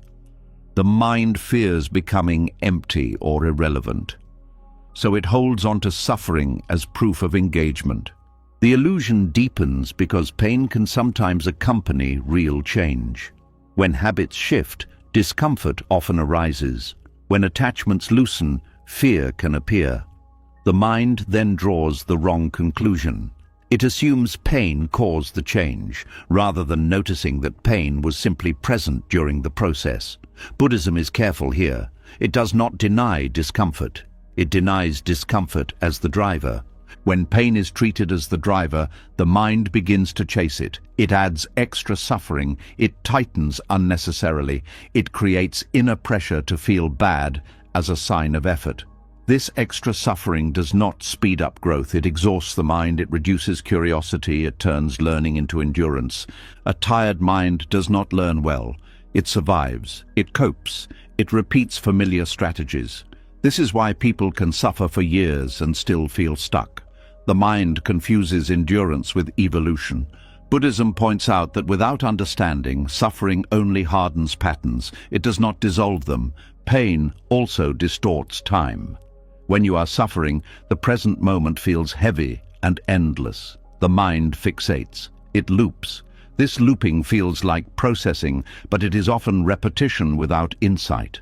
The same thoughts replay. The same conclusions resurface. Nothing new enters. Growth requires novelty. Pain reduces it. Another trick pain plays is urgency. When something hurts, the mind feels pressure to fix it immediately. This urgency narrows perspective. It pushes for quick conclusions. Buddhism teaches patience because patience allows complexity to be seen. Pain pushes the mind to simplify. Simplification feels efficient, but it often misses the truth. Pain also makes the mind self-centered, not in a selfish way, but in an absorbed way. When you are hurting, attention turns inward. This can feel like introspection, but it often blocks awareness of conditions outside the self. Buddhism emphasizes seeing causes and conditions clearly. Pain collapses focus into me and my suffering, reducing the ability to see the full picture. The brain also associates pain with meaning. Strong feelings feel meaningful. Neutral states feel empty. This is why people sometimes feel lost when suffering fades. Without pain, they don't know what they're doing. Buddhism teaches that meaning does not require intensity. Meaning can be quiet. It can be stable. It can be subtle. Pain is also addictive in a strange way, not because it feels good, but because it feels familiar. The nervous system adapts to certain levels of stress. When stress drops, the body can feel restless. The mind may unconsciously recreate discomfort to return to a known state. This is not growth. It is conditioning. Another dead end of pain-based progress is that it creates fear of ease. When ease appears, the mind wonders if something is wrong. Shouldn't this hurt more? This fear blocks rest. It prevents integration. Buddhism teaches that integration happens in calm. Insight needs space to settle. Pain keeps shaking the snow globe. Pain also blocks trust. When growth is always painful, the mind learns to associate change with threat. It resists new insights. It braces. This resistance slows learning. Buddhism emphasizes trust in awareness. Trust that the mind can see clearly without being forced. There is also a subtle violence in using pain as motivation. It treats the mind like something that must be coerced. This reinforces the idea that gentleness is ineffective. Over time, this belief erodes self-trust. You stop believing that you can grow without pressure.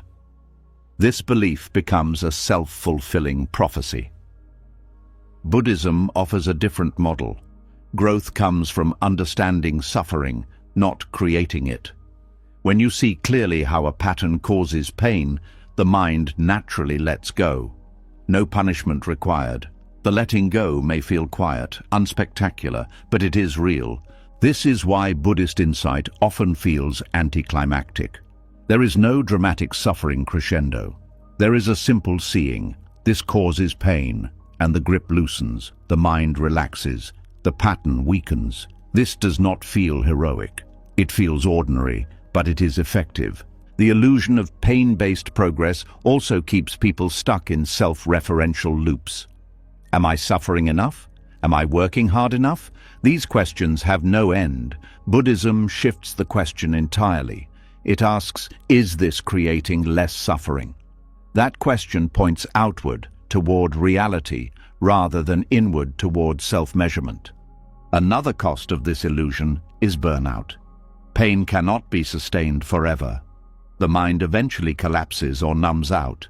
People then swing to indifference, not because they don't care, but because they are exhausted. This swing is not freedom. It is compensation. Buddhism aims to end the swing entirely. When the mind stops using pain as proof of progress, a new kind of effort becomes possible. Effort without strain. Attention without tension. Learning without self-harm. This effort feels lighter, but it is not weak. It is precise. It responds to conditions instead of fighting them. This shift also changes how mistakes are handled. Without the need to suffer, mistakes become information. You can look at them directly. You can adjust calmly. The mind no longer needs to dramatize the event to feel like something is happening. Something actually happens because understanding is allowed.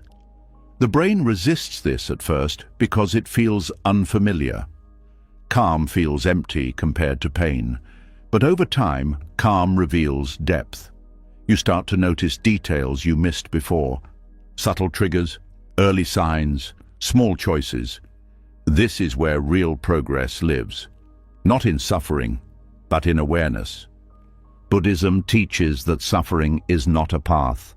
It is a signal, a message saying, look here. When you mistake the signal for the path, you keep suffering. When you listen to the signal and understand it, suffering decreases. That is the whole point. As this understanding settles, another realization appears. If pain is not progress, then what actually ends the inner struggle? What stops the constant resistance?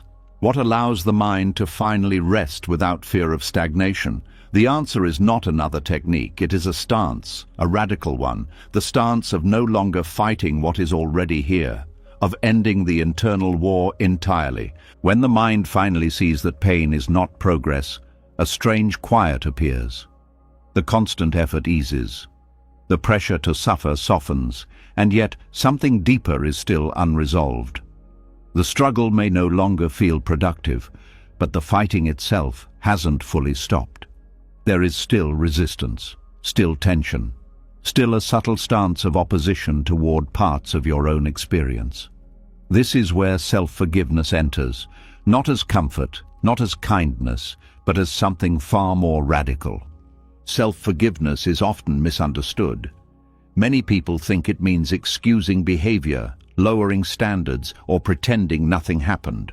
Others think it is an emotional gesture, something warm and gentle that comes after enough suffering. Buddhism does not treat self-forgiveness this way. It treats it as the end of inner resistance. The moment the mind stops fighting what has already occurred, resistance is exhausting. It is the background tension you carry when you argue with reality, when you replay moments wishing they were different, when you tense against emotions that have already arisen, when you punish yourself for thoughts you didn't choose. This resistance may feel like responsibility, but it is actually war, and the war is always internal. Self-forgiveness, in this context, is not about being nice to yourself. It is about laying down weapons. It is the refusal to continue the inner conflict. Buddhism sees this as wisdom, not indulgence. Because fighting what has already happened does not undo it. It only adds suffering to suffering. The internal war takes many forms. Sometimes it is loud, filled with accusations and blame. Sometimes it is quiet, expressed as tightness, fatigue, or numbness. Sometimes it appears as endless analysis, trying to find the perfect explanation that will finally bring relief. But underneath all of these is the same movement, resistance to what is. Self-forgiveness begins when this resistance is seen clearly, not judged, not fixed, simply seen. You notice how much energy is spent arguing with the past, how much effort goes into wishing you were different, wiser, stronger, calmer, sooner. How often the mind says, "This should not have happened." Buddhism points out a simple truth. Whatever has happened has already happened. The war against that fact is optional. Stopping the war does not mean approving of harm. It means recognizing that reality does not negotiate. The past does not respond to punishment. The mind learns this slowly. At first, it fears that letting go of resistance means letting go of care. But something surprising happens when resistance ends. Care becomes clearer, more focused, less tangled in self-hatred. Self-forgiveness is radical because it removes the enemy. And for many people, the enemy has always been themselves. Without that enemy, the mind feels exposed. There is nothing to push against, nothing to blame, nothing to punish. This exposure can feel uncomfortable at first, but it is also where peace becomes possible. Buddhism teaches that suffering is created not just by pain, but by the craving for things to be different. Self-forgiveness is the release of that craving as it relates to the self. It is the acceptance that you were acting from the conditions present at the time. This is not an excuse, it is accuracy. You did not act from future wisdom you didn't yet have. You acted from what was available then. Seeing this does not erase responsibility. It places responsibility in the present. You stop trying to fix the past emotionally and start attending to the present practically. This shift is profound. It turns energy away from punishment and toward clarity. One of the deepest misunderstandings about self-forgiveness is the belief that it must feel good. Often it does not. Often it feels neutral, quiet, almost anticlimactic. There is no dramatic release, no emotional payoff, just the absence of struggle. Buddhism values this absence because it creates space. In that space, insight can settle. Stopping the internal war also means allowing emotions to exist without interrogation. When regret arises, you let it be felt without turning it into identity. When sadness appears, you allow it without asking what it says about you. When fear comes up, you notice it without needing to punish yourself for having it. This allowance is not passivity, it is non-resistance. Non-resistance does not mean doing nothing. It means not adding friction. Think of how much effort is spent bracing against experience, tensing against feelings, tightening around thoughts, rehearsing arguments with yourself. All of this effort drains the mind. When it stops, energy returns naturally. Self-forgiveness also changes how memory functions. Memories no longer arrive as attacks. They arrive as images, sensations, information. Without resistance, memories pass more easily. They no longer need to be fought. Buddhism teaches that what is not resisted loses its power to dominate. Another aspect of radical non-resistance is ending the habit of inner surveillance. Many people are constantly watching themselves, judging every thought, emotion, and reaction. This watching feels responsible, but it keeps the nervous system activated. Self-forgiveness relaxes this surveillance. It allows the mind to move without constant oversight. This does not lead to chaos. It leads to ease. When the internal war ends, the body notices first. Breathing deepens, muscles soften, sleep improves. The nervous system shifts out of defense. This is not spiritual imagination. It is physiology responding to safety. A mind that is no longer under attack allows the body to rest. Buddhism emphasizes that peace is not manufactured. It emerges when conditions allow it. Ending self-attack is one of those conditions. When you stop turning against yourself, the mind no longer has to defend itself. Clarity becomes possible. Self-forgiveness also dissolves the need to constantly explain yourself. Many people carry an internal trial, always preparing arguments for why they are not as bad as they feel, or why they deserve to be punished. When forgiveness occurs as non-resistance, this trial ends. There is no judge, no defense, no sentence, just the fact of experience arising and passing. This does not make you morally empty, it makes you responsive. When there is no war, you can actually hear feedback. You can see consequences without collapsing. You can apologize without begging. You can change without fear. These are signs of strength, not weakness. Another hidden benefit of self-forgiveness is flexibility. When you are no longer rigidly defending or attacking the self, you can adapt. You can revise views. You can admit mistakes. You can update understanding. Identity loosens. Life becomes more fluid. Buddhism often speaks of compassion as the natural response to suffering. When you stop resisting your own suffering, compassion arises naturally, not forced, not rehearsed. You see pain clearly, and the wish to reduce it follows. This includes reducing harm to yourself. Radical non-resistance also means letting go of the belief that you must resolve everything emotionally before moving on. Some things do not resolve neatly. Some regrets remain tender. Forgiveness does not erase tenderness. It simply removes the war around it. You can carry tenderness without carrying hostility toward yourself. There is also a deep humility in self-forgiveness. It acknowledges human limitation. It accepts that learning unfolds over time. It releases the fantasy that you could have been perfect if you had just tried harder. Buddhism sees this humility as wisdom because it aligns with reality. When the internal war ends, attention shifts outward. You become more present with others, less preoccupied with self-assessment, more available to listen, more capable of empathy. This is not because you became nicer. It is because the mind is no longer occupied with fighting itself. Self-forgiveness also changes the relationship with effort. Effort becomes lighter. It is no longer fueled by fear of punishment. It is guided by understanding. You do what is skillful because it reduces suffering, not because you are trying to redeem yourself. This is why Buddhism treats forgiveness as liberation. Not a moral achievement, but a release from bondage. The bondage is not the past. It is the resistance to the past. When resistance ends, the grip loosens. There may still be moments when old habits return. The mind may try to restart the war. This is not failure. It is conditioning. Each time you notice it and choose not to engage, you weaken the pattern. Non-resistance becomes more familiar. Peace deepens. As self-forgiveness settles, another subtle pattern becomes visible. Even without open self-attack, the mind may still replay the past, not to punish, but to remind, to keep watch, to stay alert.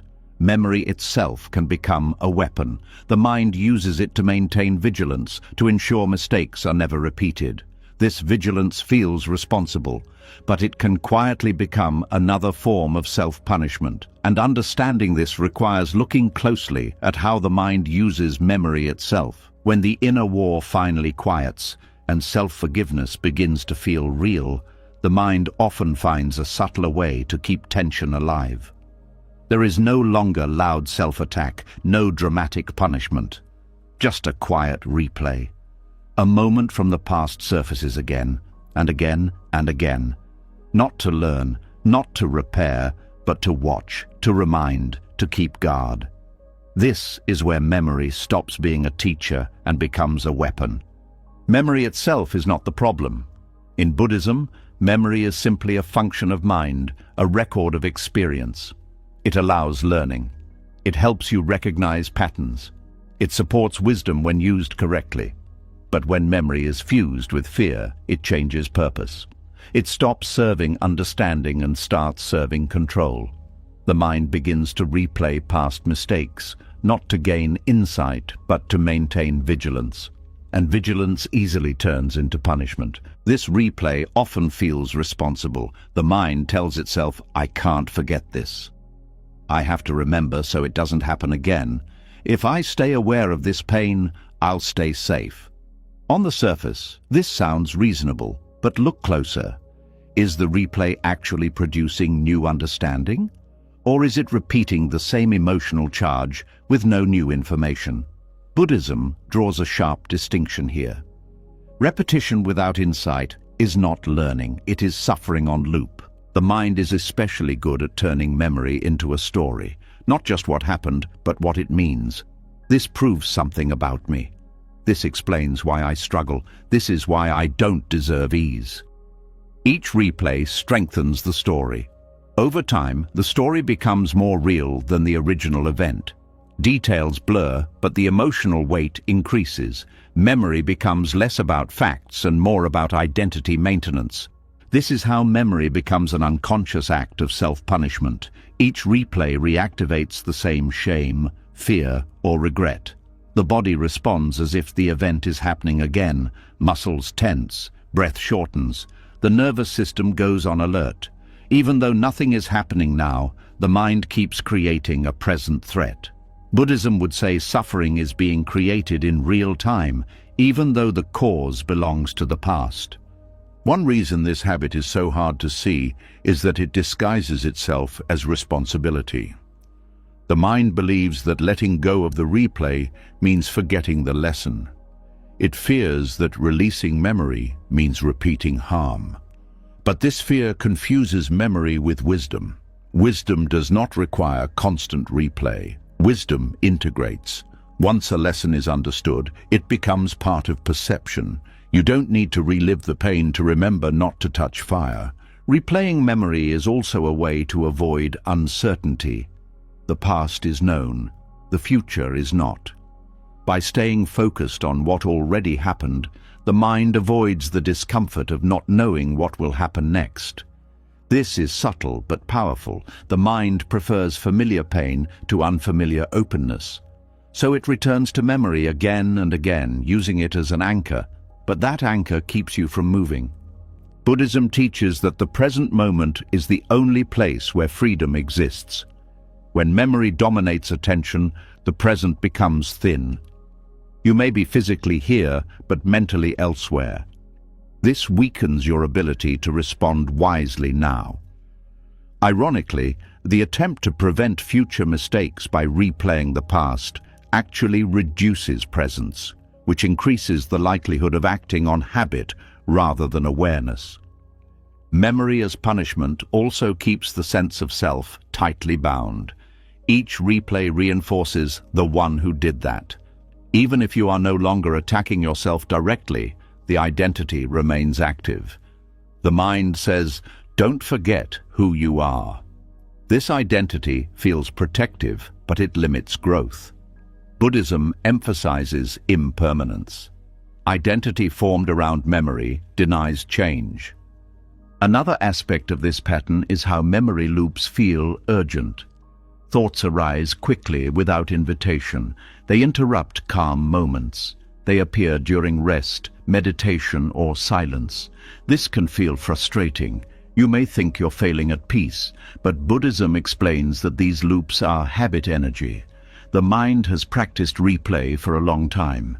It doesn't stop instantly when understanding begins. Seeing the habit clearly is already part of release. The problem is not the memory itself, but the narrative built around it. The mind doesn't just remember an action, it adds judgment, prediction, and fear. This is who I am. This will happen again. I must stay alert forever. This narrative gives memory emotional charge. Without the narrative, memory is just an image, a sensation, a fact. Buddhism trains the mind to separate memory from story. Narrative loops are especially powerful because they feel meaningful.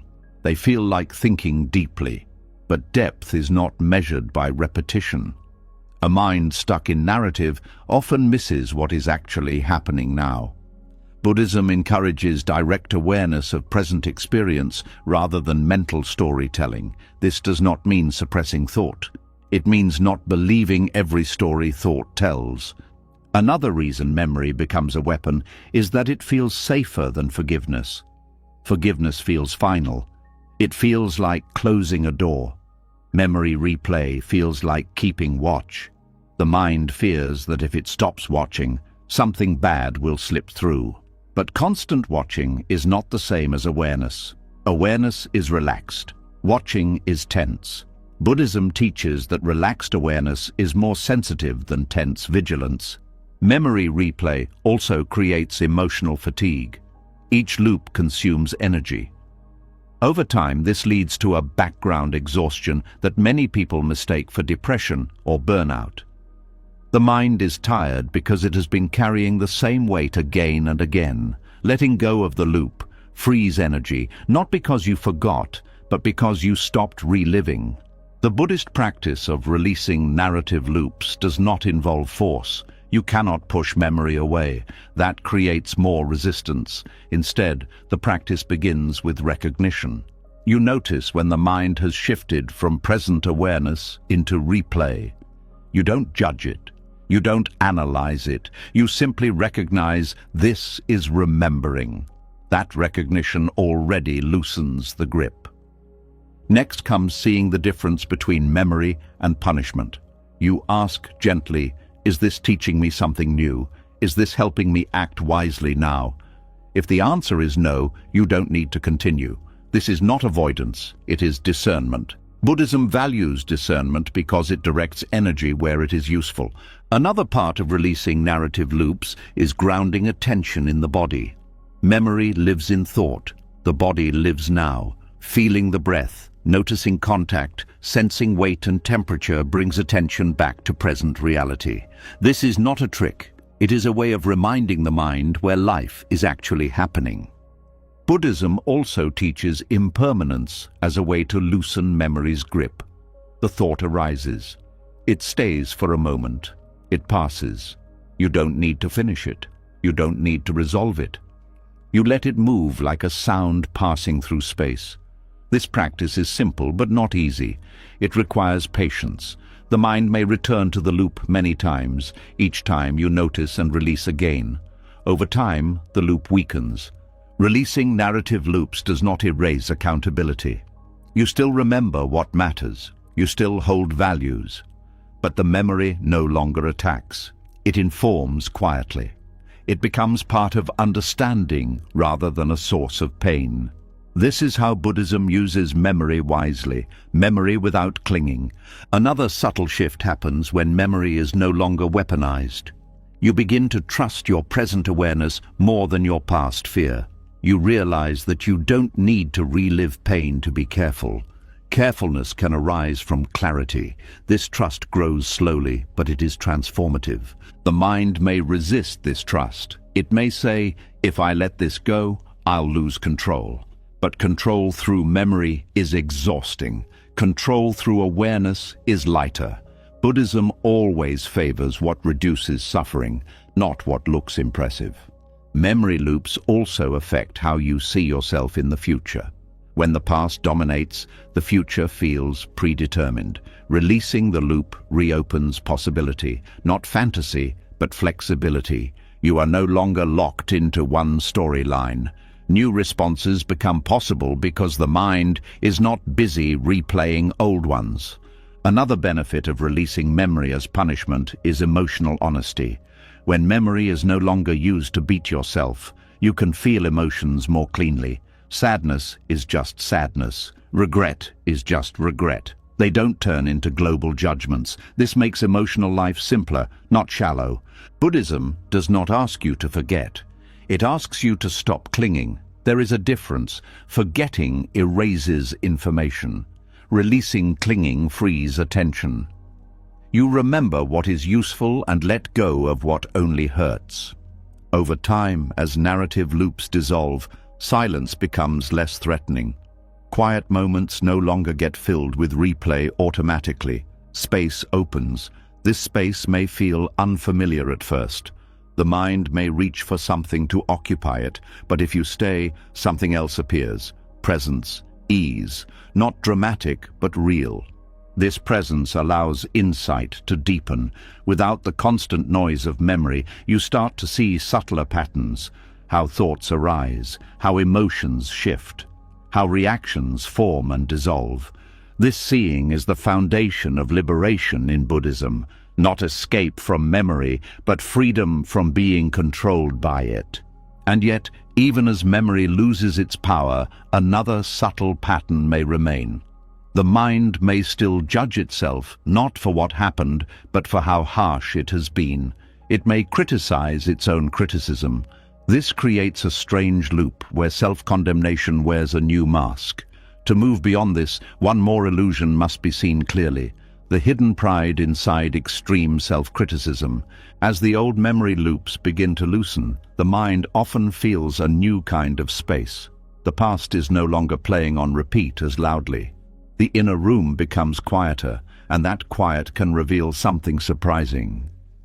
Even without the replay, even without obvious punishment, the mind may still hold onto a familiar posture. A posture that sounds humble on the surface, but quietly keeps the self at the center. This is where another hidden pattern shows itself, one that many people never notice because it wears the mask of morality.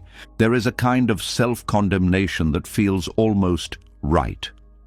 It feels noble. It feels honest. It feels like proof that you are not arrogant, not careless, not shallow.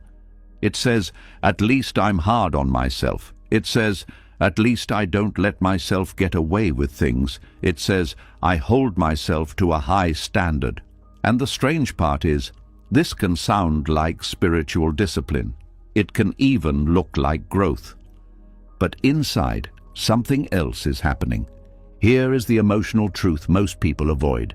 Extreme self-criticism can feel like a private badge of honor. Not in a loud way, in a quiet way, a hidden pride. A subtle superiority that says, I suffer more than others would, therefore I care more. Or, I judge myself harder than anyone else could, therefore I am more honest. Or, I don't forgive myself easily, therefore I am more serious. This pride is not cheerful. It is heavy. It is grim. But it is still pride. Because it strengthens a special identity. Buddhism is very direct about the ego. The ego does not only survive through praise, it also survives through blame. Anything that keeps the self-image strong, anything that keeps me at the center, feeds it. The ego can wear bright clothes like pride and achievement, but it can also wear dark clothes like shame and condemnation. Both outfits serve the same purpose, keeping the story of me alive, important, and solid. This is why some people who seem humble are still deeply ego-driven. Their humility is not freedom, it is self-focus turned inward. Their mind is still revolving around the self, just in a painful direction. They are still measuring, comparing, judging, monitoring. The content is negative, but the structure is the same. Me, me, me. My flaws, my failure, my guilt, my unworthiness. It looks like self-awareness, but it can be self-obsession in disguise. The quiet pride hidden in self-condemnation often begins with a fear, the fear of being seen as bad. The mind tries to get ahead of judgment by judging itself first. It says, "I will accuse myself before anyone else can." That way, the mind feels protected. It feels prepared. It feels like it is controlling the narrative. This is not peace. This is a strategy. And strategies like this can become addictive because they reduce uncertainty for a moment. If you condemn yourself first, you feel less vulnerable. If you attack yourself, other people's attacks feel less shocking. If you tell yourself you are not enough, you won't be disappointed when the world agrees. This can feel like realism, but it is often self-defense. And here is where pride sneaks in. The mind begins to believe it is smarter than everyone else because it sees the worst first. "I'm not naive," it says. "I know who I am." The tone is self-hating, but the position is still special. It is still a form of "I know better." Another form of quiet pride is moral ownership of suffering. Some people treat their pain like evidence in a trial. They present it to themselves as proof of sincerity. "Look how much I hurt," the mind says. "Look how deeply I regret this." And hidden inside that is a claim. My regret is deeper than average. This claim may not be spoken, but it is felt. It creates identity, the serious one, the responsible one, the one who doesn't let themselves off the hook. Buddhism would call this clinging to an identity of being the one who is hard on themselves. This identity may feel ugly, but it still gives the ego shape. It still gives the mind a role to play. And any role, even a painful one, can feel safer than openness. This is why letting go of self-condemnation can feel like losing something important. It's not only that you fear becoming careless. You may also fear becoming ordinary, because extreme self-criticism can secretly make you feel distinct, different from those people who are too relaxed, too forgiving, too comfortable. The condemned self becomes a separate self, and separation is exactly what ego wants. There is also a competitive element that often goes unnoticed. Self-condemnation can become a way of staying above others while appearing below them. It can say, "I'm worse," but the subtext can be, "I'm also more aware." It can say, "I'm broken," but the subtext can be, "I see truths others avoid." This is not freedom. It is a clever mind protecting its specialness. Buddhism teaches that liberation involves letting go of specialness altogether, not becoming low, not becoming high, but stepping out of the entire ladder. Self-condemnation keeps you on the ladder. It simply places you on a lower rung and then uses that position to feel distinct. Another way self-condemnation reinforces ego is through control of self-image. When you punish yourself, you get to decide the story. You get to decide what you are. You get to decide how bad it is. That feels like control.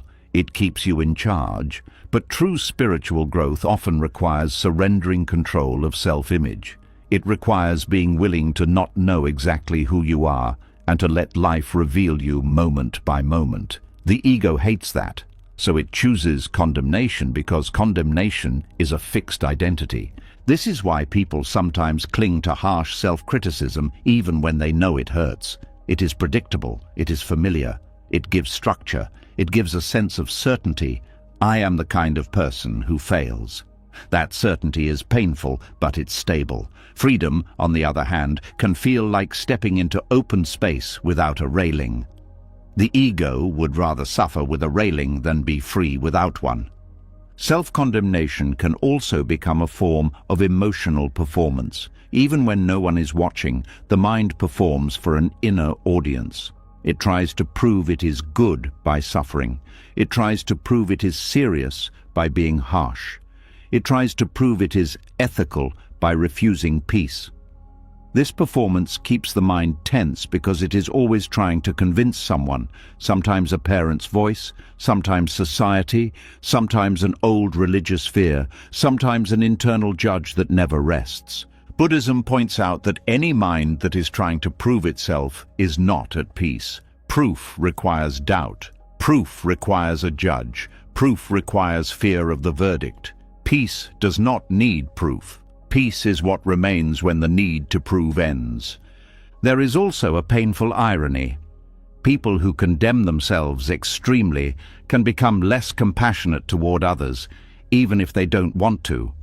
If your inner world is ruled by harsh judgment, that pattern can spill outward. You may become impatient when others make mistakes. You may secretly think, if I have to suffer for my flaws, you should too. Or you may become overly tolerant in a confused way, allowing harm because you believe everyone is doomed anyway. Either way, self-condemnation shapes your view of humanity. The inner climate becomes the outer climate. Another subtle pride is the pride of toughness. I can handle pain, the mind says. I can take it. This toughness can feel strong, but it often hides fear of softness, because softness is vulnerable. Softness allows grief. Softness allows love. Softness allows uncertainty. Tough condemnation feels armored. It keeps you from being touched. That armor can be mistaken for discipline. But Buddhism would say real strength is the ability to stay open without collapsing. Extreme self-criticism also creates a kind of inner hierarchy, where the critic sits above the rest of you like a ruler. This ruler believes it has authority. It believes it knows best. It believes it must keep order. And yes, that is pride too. The pride of the inner controller. Even if the controller speaks harshly, it still believes it is necessary. It still believes the system would fall apart without it. That belief is ego at work. You can test this by asking a simple question inside. What do I fear would happen if I stopped criticizing myself? Often the answer is not ethical, it is emotional. I would feel exposed. I would feel uncertain. I would feel like I'm not trying. I would feel like I'm letting myself win. These answers reveal that the critic is not a moral guide, it is a fear manager, and the fear manager has a strange habit. It measures improvement by pain. If you hurt, you must be working. If you relax, you must be failing. This keeps you trapped because peace becomes suspicious. Calm becomes something you have to apologize for. Happiness becomes something you have to justify. And that is how ego keeps itself alive. It refuses to let the mind rest, because rest would reduce the importance of the self-story. Buddhism offers a different way. It does not ask you to replace self-condemnation with self-praise. It asks you to see the mechanism clearly. The moment you see that condemnation is also ego, something changes. Because you stop treating harshness as humility. You stop treating suffering as sincerity. You stop treating self-attack as wisdom. In Buddhist practice, one of the deepest steps is learning to observe the mind without becoming the mind. When condemnation arises, you notice it as an arising. Harsh judgment is here. You don't identify with it. You don't obey it. You don't fight it. You see it. This seeing weakens the pride inside it because pride needs identification. Pride needs you to believe, this is me. When you see it as a mental event, it loses authority. Another important step is learning to recognize the pleasure hidden in condemnation. Yes, pleasure, not the warm kind, but the satisfaction of being right. The satisfaction of having a conclusion. The satisfaction of being the judge who knows the truth. Condemnation can feel like certainty, and certainty can feel good, even when it is painful. Buddhism asks you to be honest about that, not to shame yourself for it, but to see it.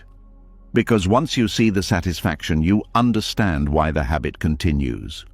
This is also why people sometimes resist gentle teachings. Gentle teachings threaten the identity built on harshness. If you have lived as the one who must suffer to be good, then a path that says release is allowed can feel almost offensive. It can feel too easy. It can feel unearned. It can feel like a trick. That reaction is not proof that teaching is wrong. It is proof that the ego is losing its favorite tool. Buddhism does not tell you to become permissive. It tells you to become clear. Clarity does not need harshness. In fact, harshness often blocks clarity by making the mind defensive. When you stop condemning yourself, you don't become blind. You become more accurate. You can see what happened without turning it into a global sentence about your worth. This is one of the biggest misunderstandings. Many people think self-condemnation is honesty. But honesty is factual. Condemnation is interpretive. Honesty says, I spoke sharply. Condemnation says, I am cruel. Honesty says, I avoided the conversation. Condemnation says, I am a coward. Honesty points to behavior that can change. Condemnation creates identity that feels fixed. Buddhism favors honesty because it leads to skillful action. It rejects condemnation because it leads to stuckness. There is also a deep relief in dropping the need to be the worst. Some people condemn themselves so hard that they secretly believe no one has failed like they have. My mistake is unforgivable. My flaw is unique. This can feel like despair, but it can also be ego. It makes the self special in its darkness. Buddhism gently returns you to reality. You are human. Humans make mistakes. Humans learn. Humans change. You do not need to be the hero of your own tragedy. Another form of pride in self-condemnation is refusing help. Sometimes harsh self-criticism becomes a wall. If you condemn yourself first, you don't have to receive compassion from others. Receiving compassion can feel too vulnerable. It can feel like you owe something. It can feel like exposure. So the mind chooses condemnation because it keeps distance. But Buddhism teaches interdependence. We heal through connection. When self-condemnation blocks connection, it blocks healing. So what replaces condemnation when it is seen clearly? Not praise, not denial, not indifference. What replaces it is a simpler inner relationship, respect for reality. You respect cause and effect.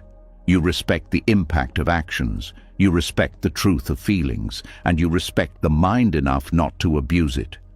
That respect is not dramatic, it is steady. In practice, this means when you notice the inner critic speaking in extreme terms, you don't argue with it point by point. You don't try to win. You simply stop granting it moral authority. You treat it like weather, a storm passing through. You may still take responsibility for what needs change, but you refuse the extra layer of identity-building condemnation. That refusal is humility, real humility, because it refuses to make the self the main character, even as a villain. Buddhism often points out that the goal is not to create a perfect self. The goal is to see through the illusion of a fixed self. Condemnation keeps the fixed self strong. It says, "This is me." Seeing condemnation as ego loosens that claim. You begin to experience thoughts and feelings as conditions arising and passing, not as a permanent identity. This is not abstract, it is felt. It feels like space.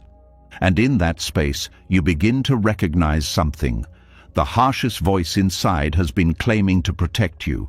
but it has also been protecting itself, protecting its role as the controller, the judge, the one who knows. When you stop believing it, you don't collapse. You become calmer, more honest, more able to learn. The fear that you would become careless turns out to be a story. The mind can care without cruelty. The heart can be responsible without punishment. This is the maturity Buddhism points toward. As this hidden pride is seen and the grip of condemnation loosens, a new vulnerability appears. Without the harsh voice, you may feel softer, more open, and that softness can feel unsafe at first, because it threatens the old identity built on struggle. The mind may try to return to harshness because harshness feels safer than compassion. This is the next challenge, seeing why kindness can feel dangerous when you have lived under control for so long. As the harsh inner judge begins to lose its authority, a strange reaction often appears. The mind does not always feel relieved. Sometimes it feels exposed, softer, less armored. And in that softness, an old instinct rises up quickly and says, "This isn't safe." That instinct is why so many people return to harshness even after seeing through it. Not because harshness is wise, but because it feels safer than compassion. Harshness feels solid. It creates edges. It draws lines. It gives the mind something firm to lean against. Compassion, on the other hand, feels open. It doesn't grip. It doesn't threaten. It allows. And for a mind that has survived by control and struggle, allowance feels dangerous. Compassion threatens the identity that was built to survive pain. Many people learned early that softness led to harm. That vulnerability led to disappointment. That kindness was taken advantage of. Over time, the mind learned to protect itself by tightening, by becoming sharp, by staying alert. Harshness became a shield. It may have hurt, but it also kept the world at a distance. Compassion threatens to lower that shield. This is why compassion can feel irresponsible at first. The mind equates kindness with weakness. It says, if I stop being hard on myself, I'll lose discipline. If I soften, I'll repeat the same mistakes. If I let myself feel okay, I'll stop trying. These fears are not logical conclusions. They are survival memories. The mind is remembering how it stayed alive, not how it grows. An identity built on struggle relies on pressure to function. It knows who it is when it's fighting, when it's pushing, when it's fixing. Compassion removes the familiar friction, and without friction, the mind doesn't know who it is anymore. This loss of identity can feel more threatening than pain. Pain is familiar, emptiness is not. Harshness also provides a sense of control. When you are hard on yourself, you feel like you are managing risk. You are monitoring behavior. You are enforcing rules. Compassion loosens that control. It trusts awareness instead of force. And trust feels risky when you've learned that the world punishes mistakes harshly. Buddhism points out that control is often confused with care. But care does not require domination. Care requires presence. Harshness keeps you busy controlling outcomes. Compassion keeps you attentive to causes. One tightens the mind. The other opens it. But opening feels unsafe when your identity depends on vigilance. Another reason harshness feels safer is that it reduces emotional range. Harshness numbs. It flattens feeling. It limits how deeply joy, grief, or love can be felt. Compassion does the opposite. It increases sensitivity. It allows emotions to move freely. For a mind that associates feeling with overwhelm, this sensitivity can feel like danger. Compassion also threatens the story that suffering is necessary. Many people believe, often unconsciously, that pain is the price of being good. That ease must be justified, that rest must be earned. Compassion undermines this moral economy. It says you are allowed to stop, and stopping can feel like stepping into moral uncertainty. Harshness feels safer because it is predictable. You know what comes next: judgment, pressure, correction. Compassion is unpredictable. You don't know how you'll respond without the whip. You don't know what will motivate you. You don't know if you'll still care. The mind prefers predictable suffering to unpredictable freedom. There is also fear of grief. Compassion opens the door to feeling the full weight of what has happened. Harshness keeps grief at bay by staying busy with blame. Compassion says, let this be felt. And feeling can be terrifying if you've spent years avoiding it. The mind chooses harshness not because it's strong, but because it avoids tenderness. Another layer is trust. Compassion requires trusting that awareness itself can guide behavior, that you don't need to threaten yourself into being ethical. This trust challenges deep conditioning. Many people were taught that without punishment, there is chaos. Buddhism challenges this by pointing to clarity as a stronger guide than fear. Harshness also maintains distance from others. If you are harsh with yourself, you may unconsciously expect harshness from the world. This expectation creates emotional walls. Compassion softens those walls. It invites connection, and connection carries risk. You could be misunderstood. You could be hurt. Harshness feels safer because it keeps you alone but protected. There is also a fear of losing moral authority. If you stop condemning yourself, you may fear you lose the right to condemn certain behaviors internally. The mind worries that compassion will blur boundaries. Buddhism clarifies that compassion and discernment are not opposites. You can be kind without being confused, but this clarity takes time to trust. Compassion threatens the identity built on struggle because struggle gives meaning. When life has been organized around effort and endurance, ease feels empty. The mind asks, if I'm not struggling, what am I doing? Buddhism answers, you are living.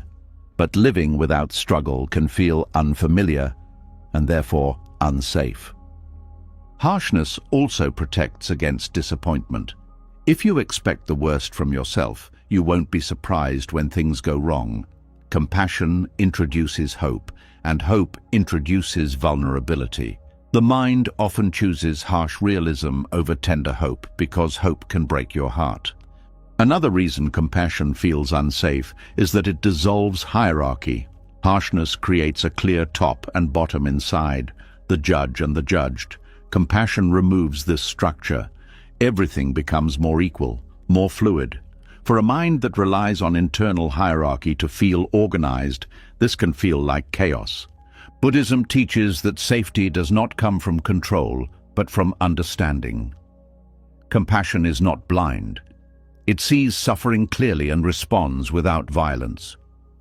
But the mind must unlearn the belief that pain equals seriousness. This unlearning can feel destabilizing at first.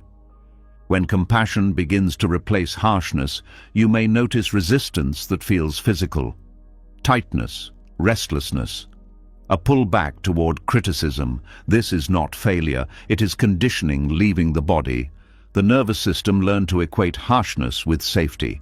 It takes time to teach it otherwise. Compassion also removes the excuse to stay stuck. Harshness can justify paralysis. I'm too broken. I deserve this. Compassion removes those narratives. It quietly asks, what's possible now? That question can feel overwhelming if you've been hiding behind punishment. There is also fear of responsibility. Compassion makes responsibility clearer, not heavier. But clarity can feel confronting. Harshness blurs responsibility under shame. Compassion reveals it plainly. Some minds prefer blur because blur feels less demanding. Buddhism does not force compassion, it invites understanding. As you see that harshness has not actually kept you safe, the grip begins to loosen. You start to notice that compassion does not make you careless. It makes you attentive. You listen more closely. You notice earlier. You respond sooner. This is a different kind of safety. Over time, compassion begins to feel stable. The nervous system learns that softness does not equal danger. The mind learns that it can care without control. This learning is gradual. It happens through repeated experiences of not collapsing when harshness is absent. Compassion also changes motivation. Instead of being driven by fear of punishment, you are guided by care for well-being. This motivation is quieter but more sustainable. It does not burn out as easily. It does not require constant pressure. Harshness feels safer because it is familiar. Compassion feels risky because it is new. Buddhism reminds us that familiarity is not the same as truth. Many harmful patterns feel safe simply because they are known. Freedom often feels unsafe at first because it is unknown. As compassion becomes less threatening, a deeper insight emerges. You begin to see that harshness was never truly protecting you. It was protecting an identity built on struggle. And as that identity loosens, a new way of being becomes possible, one where learning does not require pain, where responsibility does not require self-destruction, where peace is not suspicious. This opens the door to another important distinction. If compassion can exist without control, then learning must also be possible without reopening wounds. Growth does not have to mean reliving pain. There is a way to extract wisdom without cutting yourself again. And understanding that difference is essential for the next step. As compassion begins to feel less dangerous and the grip of harshness weakens, a new question naturally rises. If pain is no longer the teacher, then how does learning actually happen? If struggle is not required, how do lessons stick? For many people, this is where confusion sets in because they have never been shown the difference between learning and reopening old wounds. The two can feel almost identical on the surface, yet one leads to freedom and the other quietly renews suffering. Learning feels clean. Re-wounding feels heavy. But when you've lived for a long time using pain as proof of growth, the signals get mixed. The mind revisits old experiences and assumes it is being responsible. It analyzes, revisits, and revisits again. It calls this reflection. But often nothing new is being understood. The same emotions flare. The same shame tightens. The same story plays. That is not learning. That is reopening a scar. Buddhism offers a very practical way to tell the difference. Learning increases clarity. Rewounding increases contraction. Learning leaves you more present. Rewounding pulls you back into the past. Learning ends with understanding. Rewounding ends with exhaustion. These differences may sound subtle, but they are felt directly in the body and mind. One of the clearest signs of learning is that it produces a sense of I see. Not a dramatic realization, but a quiet knowing. Something clicks, a pattern becomes visible, cause and effect make sense. From that understanding, behavior naturally adjusts. You don't have to force the change, you simply don't reach for the same thing anymore. Rewounding, on the other hand, produces a sense of I hurt. The pain may feel meaningful, but nothing changes. The mind leaves the experience more tense, not more informed. Rewounding often begins with good intentions. You want to understand what happened. You want to make sure it never happens again. But instead of staying with present awareness, the mind drops into the old emotional groove. The body reacts as if the event is happening now. This reaction floods the system with stress, which narrows perception. Narrow perception cannot learn well. It can only survive. Buddhism emphasizes that wisdom arises from seeing conditions clearly. Rewounding obscures conditions by collapsing everything into pain. Learning expands the view. It asks gentle, precise questions. What was I feeling then?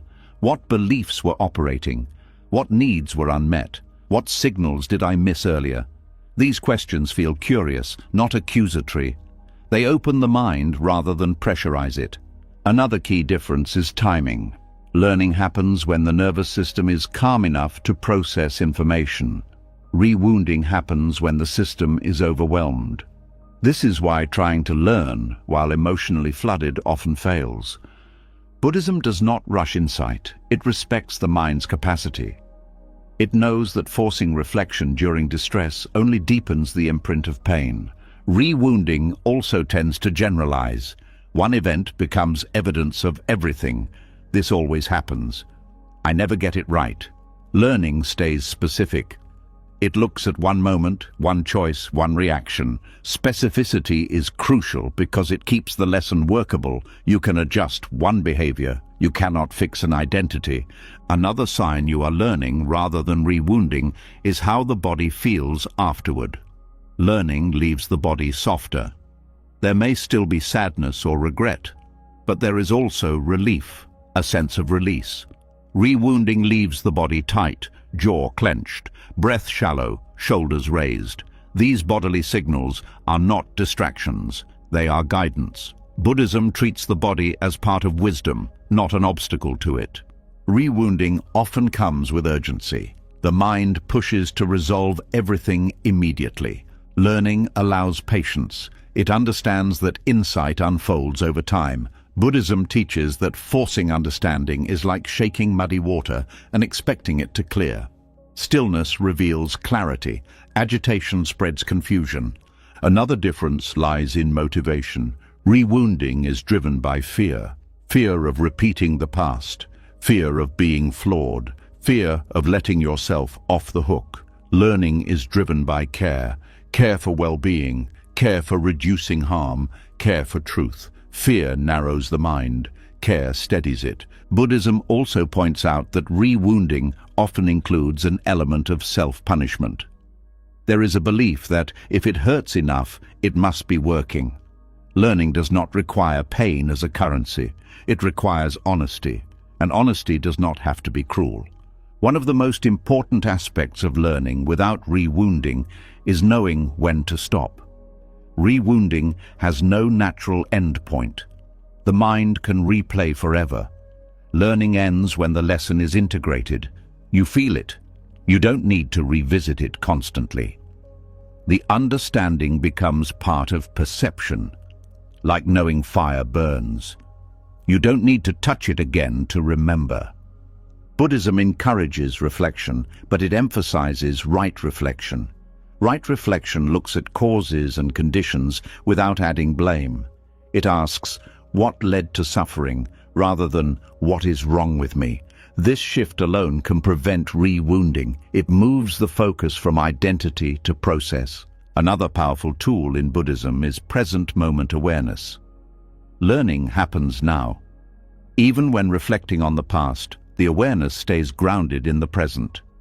You notice thoughts as thoughts, feelings as feelings. You don't collapse into them. Rewounding happens when awareness is lost and the mind becomes the past.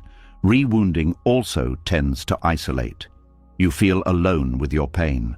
Learning connects. It helps you see that patterns are human, not personal failures. This doesn't minimize responsibility. It contextualizes it. Context reduces shame. Reduced shame allows learning. There is also a difference in energy. Rewounding drains, learning energizes. Even difficult insights can feel freeing because they remove confusion. You may feel tired after learning, but it is a clean tiredness, not the heavy fatigue of self-attack. Buddhism teaches that wisdom is cooling. It reduces heat. Rewounding increases heat.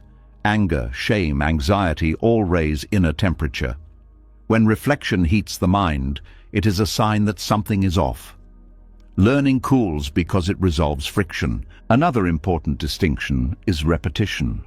Learning does not need to repeat the emotional pain to remain effective. Once integrated, it guides behavior quietly. Rewounding repeats because nothing has been integrated. The repetition itself is a signal that the method is not working. One reason people rewound themselves is distrust of ease. When learning feels gentle, the mind doubts it. Shouldn't this be harder? Buddhism challenges this belief. Ease does not mean superficial. Sometimes the deepest insights arrive quietly because the mind is finally still enough to hear them. Learning also respects boundaries. It does not push into trauma without support. Buddhism understands that some experiences require care, safety, and sometimes distance before insight is possible. Rewounding ignores boundaries. It dives into pain repeatedly, hoping for resolution. This often re-traumatizes rather than heals. Another sign of learning is forward movement. Not dramatic change, but subtle adjustment. You pause sooner, you notice earlier, you choose differently without forcing. Rewounding leaves you stuck, circling the same emotional territory. Buddhism also emphasizes compassion in learning, not indulgent compassion, but steady kindness toward the process. When the mind feels safe, it reveals more. When it feels threatened, it hides. Learning requires revelation. Rewounding creates concealment. Over time, as you learn to distinguish these two paths, trust grows. You begin to trust that understanding is enough, that you don't need to hurt to remember, that wisdom does not require reopening every wound. This trust changes how you approach growth. You stop equating suffering with seriousness. There is also relief in realizing that you are allowed to stop digging into pain once the lesson is clear. You don't owe suffering to the past. You don't have to keep scars open to prove sincerity. Buddhism treats unnecessary suffering as something to be abandoned, not honored. As learning replaces rewounding, the mind becomes steadier. You can look at your life without flinching. You can acknowledge harm without collapsing. You can change without punishment. This steadiness is not numbness. It is clarity, and yet, even with this clarity, another obstacle can appear. The mind may still cling to self-punishment as a way to show remorse, believing that without pain, change won't stick. This belief can block genuine repentance. It keeps you stuck in emotional beating rather than allowing true transformation. Understanding why punishment blocks change is the next step on this path. As learning begins to replace rewounding, something becomes very clear. Insight feels lighter. Understanding feels cleaner. And yet, right at this point, many people pull back. A familiar belief steps in and says, "This isn't enough." It says, "If I don't suffer more, the change won't be real." This is where self-punishment quietly returns, not as identity, not as memory, but as a supposed requirement for repentance. And this belief blocks transformation more than almost anything else. Repentance is often misunderstood. Many people think repentance means feeling bad for as long as possible. They believe the depth of remorse must match the depth of pain. If the pain fades too soon, they assume something is wrong. They worry they are avoiding responsibility. But Buddhism draws a very clear line here. Repentance is not emotional self-beating. Repentance is seeing clearly and turning away from what causes suffering. When you punish yourself emotionally, attention collapses inward. The mind becomes preoccupied with how bad you feel, how broken you are, how much you deserve to hurt. This feels serious, but it pulls energy away from the very thing repentance requires, awareness of causes and conditions. You cannot change what you cannot see clearly, and self-punishment clouds vision. Genuine repentance requires honesty. Not global honesty about your worth, but precise honesty about behavior. What happened? What led to it? What effect it had? What conditions supported it? Emotional self-punishment blurs these details. It floods the system with shame, and shame simplifies everything into one conclusion: I am wrong. That conclusion feels final, but it explains nothing. When the mind is beating itself, it is not learning. It is surviving. It is trying to manage pain, not understand patterns. Buddhism recognizes this and warns against mistaking suffering for purification. Suffering does not cleanse behavior. Understanding does. Self-punishment also creates fear. Fear of making another mistake, fear of being seen, fear of honesty. And fear pushes behavior underground. When people are afraid of their own minds, they hide from themselves. They rationalize, they avoid, they repeat patterns without fully seeing them. This is why punishment often leads to repetition rather than change. True repentance requires safety. The mind must feel safe enough to look at itself without collapsing. Safety does not mean comfort. It means the absence of threat. When self-attack is present, the mind is under threat. It will not open, it will defend, and defended minds do not transform. Another way self-punishment blocks repentance is by creating emotional debt. You suffer, so you feel you have paid something. Once payment is made, the mind feels temporary relief. That relief can be mistaken for resolution, but the pattern remains untouched. The emotional transaction ends, but the behavior does not truly change. Buddhism would say the root cause was never addressed. Self-punishment also shifts the goal of repentance. Instead of aiming to reduce suffering, the mind aims to feel sufficiently bad. Once that feeling is achieved, effort relaxes. This is why some people feel calmer after intense self-criticism. The punishment worked emotionally, but the calm is false. It comes from release of tension, not from clarity. Genuine repentance feels different. It feels sober, quiet, grounded. There may be regret, but it is not dramatic. There is resolve, but not panic. The mind is oriented toward the future, not stuck in the past. Self-punishment traps the mind in what was. Repentance turns the mind toward what is possible now. Buddhism teaches that transformation happens through turning away from unskillful action and turning towards skillful action. This turning cannot happen while the mind is busy attacking itself. Attack freezes movement. Turning requires mobility. Another subtle block is identity. When you punish yourself, you reinforce the identity of the one who did wrong. This identity can feel honest, but it becomes sticky. You may unconsciously act in ways that confirm it. True repentance dissolves identity. It says that action was unskillful, not this is who I am. Without dissolving identity, change remains superficial. Self-punishment also interferes with compassion, and compassion is essential for repentance. Not because compassion excuses harm, but because compassion allows you to see suffering clearly. When you hate yourself, your view of suffering becomes distorted. You focus on your pain instead of the pain caused. Repentance requires attention to impact, not self-hatred. Another way self-punishment blocks change is through exhaustion. Beating yourself is tiring. Over time, the mind becomes depleted. Depleted minds seek relief, often through old habits. This is how cycles repeat. Buddhism emphasizes sustainable effort. Effort that does not burn the system. Self-punishment also creates rigidity. You lock yourself into vows driven by fear. I will never do this again. These vows feel strong, but they are brittle. When pressure rises, they snap. Genuine repentance creates flexibility. It understands that conditions change and prepares for that change. Buddhism also highlights intention.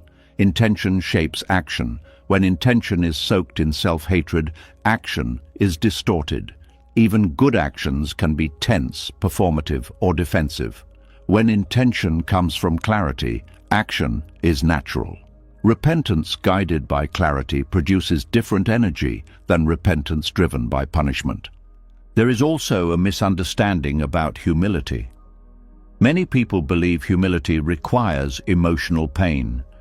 They think feeling okay means arrogance. Buddhism disagrees. Humility is seeing reality clearly. Self-punishment is not humility. It is self-centeredness turned inward. Genuine repentance is humble because it accepts limitation without drama. Another key difference lies in time. Self-punishment lives in the past. Repentance lives in the present. You cannot change the past emotionally. You can only change present causes. Every moment spent beating yourself is a moment not spent adjusting conditions now. Self-punishment also interferes with receiving feedback. When you are already attacking yourself, external feedback feels overwhelming. You may shut down or become defensive. Genuine repentance allows feedback to be received and integrated. It does not need to protect a fragile self-image. Buddhism also teaches that suffering itself is not the goal. Reducing suffering is. When repentance increases suffering without reducing harm, it misses its purpose. Self-punishment often increases suffering in the mind while doing little to prevent future harm. This is why it is abandoned on the path. Another subtle trap is moral pride. Punishing yourself can feel like taking the high road. It can feel like proof of seriousness. But seriousness does not require cruelty. Repentance guided by wisdom is quiet, not theatrical. True repentance also includes forgiveness, but not as comfort, as release.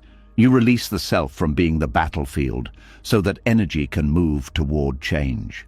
Without forgiveness, repentance becomes endless. With forgiveness, repentance becomes effective. Buddhism emphasizes that change happens when insight meets intention. Self-punishment blocks insight. It narrows focus. It reduces curiosity. It makes the mind brittle. Insight requires openness. Repentance requires insight. When emotional beating stops, repentance actually deepens. You become more aware of subtle triggers. You notice earlier signs. You respond sooner. This is real change. It does not look dramatic, but it is stable. There is also a deep relief in realizing that you do not need to suffer to prove sincerity. You can be sincere and calm at the same time. You can care deeply without bleeding internally. Buddhism calls this wisdom. As self-punishment loosens, the mind begins to trust itself more, not because it is perfect, but because it can see clearly. This trust supports ethical living far more than fear ever could.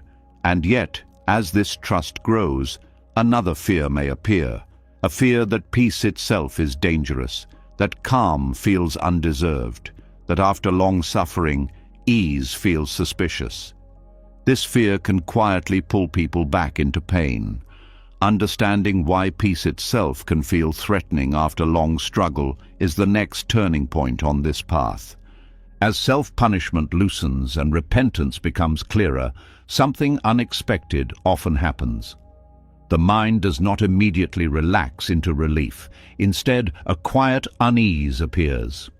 Calm arrives, and rather than feeling safe, it feels wrong, almost suspicious, as if something important has been forgotten, as if danger is being ignored. This is a moment many people don't talk about, but it shapes everything that comes next. The fear of peace after long suffering. For a mind conditioned by pain, peace is unfamiliar territory. Suffering has been the landscape for so long that it feels normal, even honest. Pain became a language. Struggle became structure. Effort became identity. When calm finally appears, the mind doesn't know how to live there. It has no map, and without a map it assumes the place must be unsafe. This fear does not come from logic. It comes from conditioning. The nervous system learns through repetition.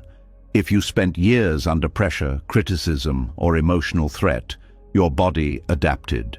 It learned to stay alert, to scan for danger, to brace. Over time, that state became home. Peace, by contrast, feels empty, quiet, exposed. The body asks, "Why am I not preparing for something?" The mind asks, "What am I missing?" Many people secretly believe that peace must be earned through suffering, that calm without pain is dishonest, that ease without punishment is immoral.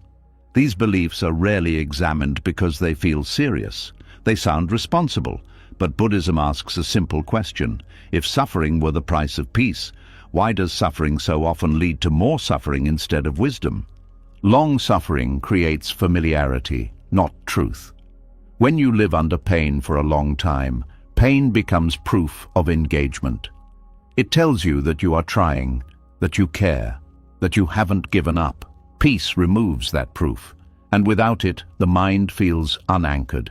It worries that calm means laziness, that relief means avoidance, that rest means failure. There is also guilt tied to peace, a subtle guilt. How can I feel okay when so much went wrong? How can I rest when others are still suffering? How can I be calm when I haven't fully paid? This guilt makes peace feel undeserved. Buddhism does not deny moral sensitivity, but it challenges the idea that inner suffering helps anyone. Carrying pain does not fix the past. It only multiplies pain in the present. Another reason peace feels dangerous is that suffering often kept you vigilant. Vigilance feels protective. Calm feels like lowering your guard. For a mind trained by hardship, lowering the guard feels reckless. If I relax, the mind says, something bad will happen.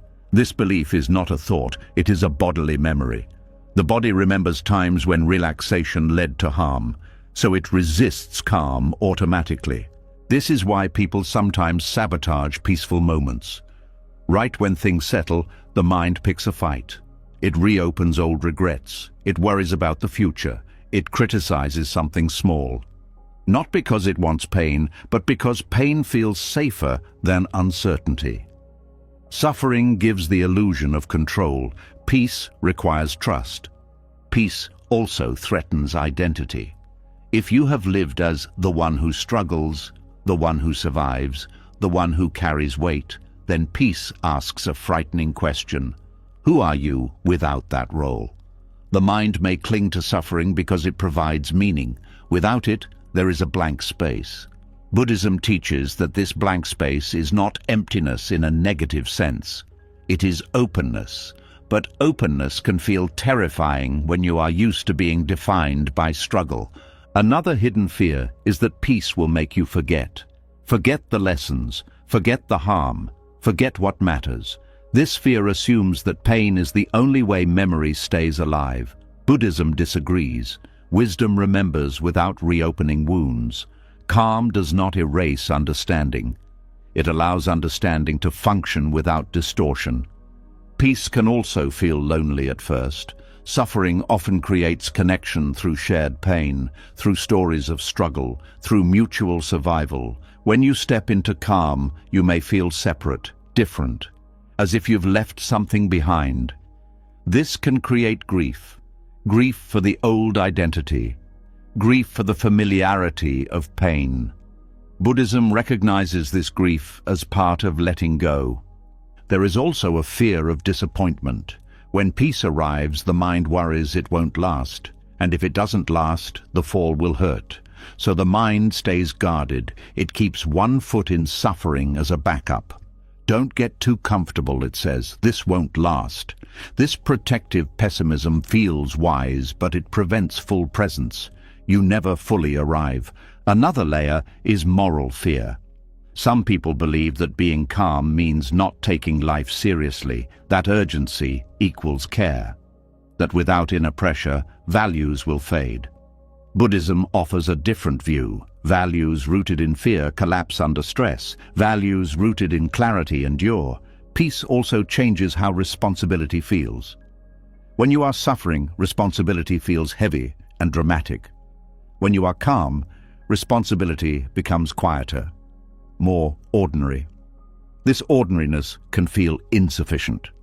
Shouldn't this feel heavier? The mind asks. Buddhism says no. True responsibility is often simple. You see what reduces harm and you do it. The fear of peace can also show up as restlessness. When calm appears, the mind looks for stimulation, noise, problems, tasks, anything to avoid stillness. This restlessness is not a flaw. It is the nervous system adjusting to a new baseline. Buddhism treats this gently. It does not force stillness. It allows restlessness to settle gradually. Another reason peace feels undeserved is comparison. You look at others and think, they've suffered more, or they haven't forgiven me, or I haven't fixed everything yet. Peace becomes conditional on external validation. Buddhism points out that inner states are not awarded by others. Peace is not a verdict. It is a condition that arises when causes allow it. Long suffering also trains the mind to equate intensity with truth. Calm feels flat by comparison. It can feel boring, empty, even meaningless. But this is a misreading. Calm is not the absence of meaning. It is the absence of noise. When the noise fades, subtler meanings appear, but the mind must slow down enough to notice them. Another fear is vulnerability. Peace opens the heart.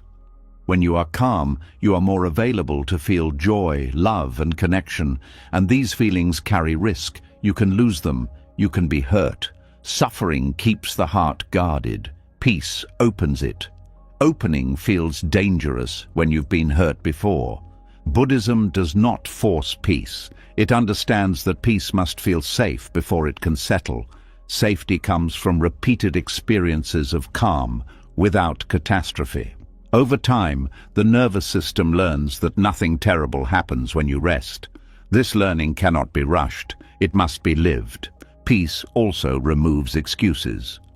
When suffering dominates, you can explain inaction through pain.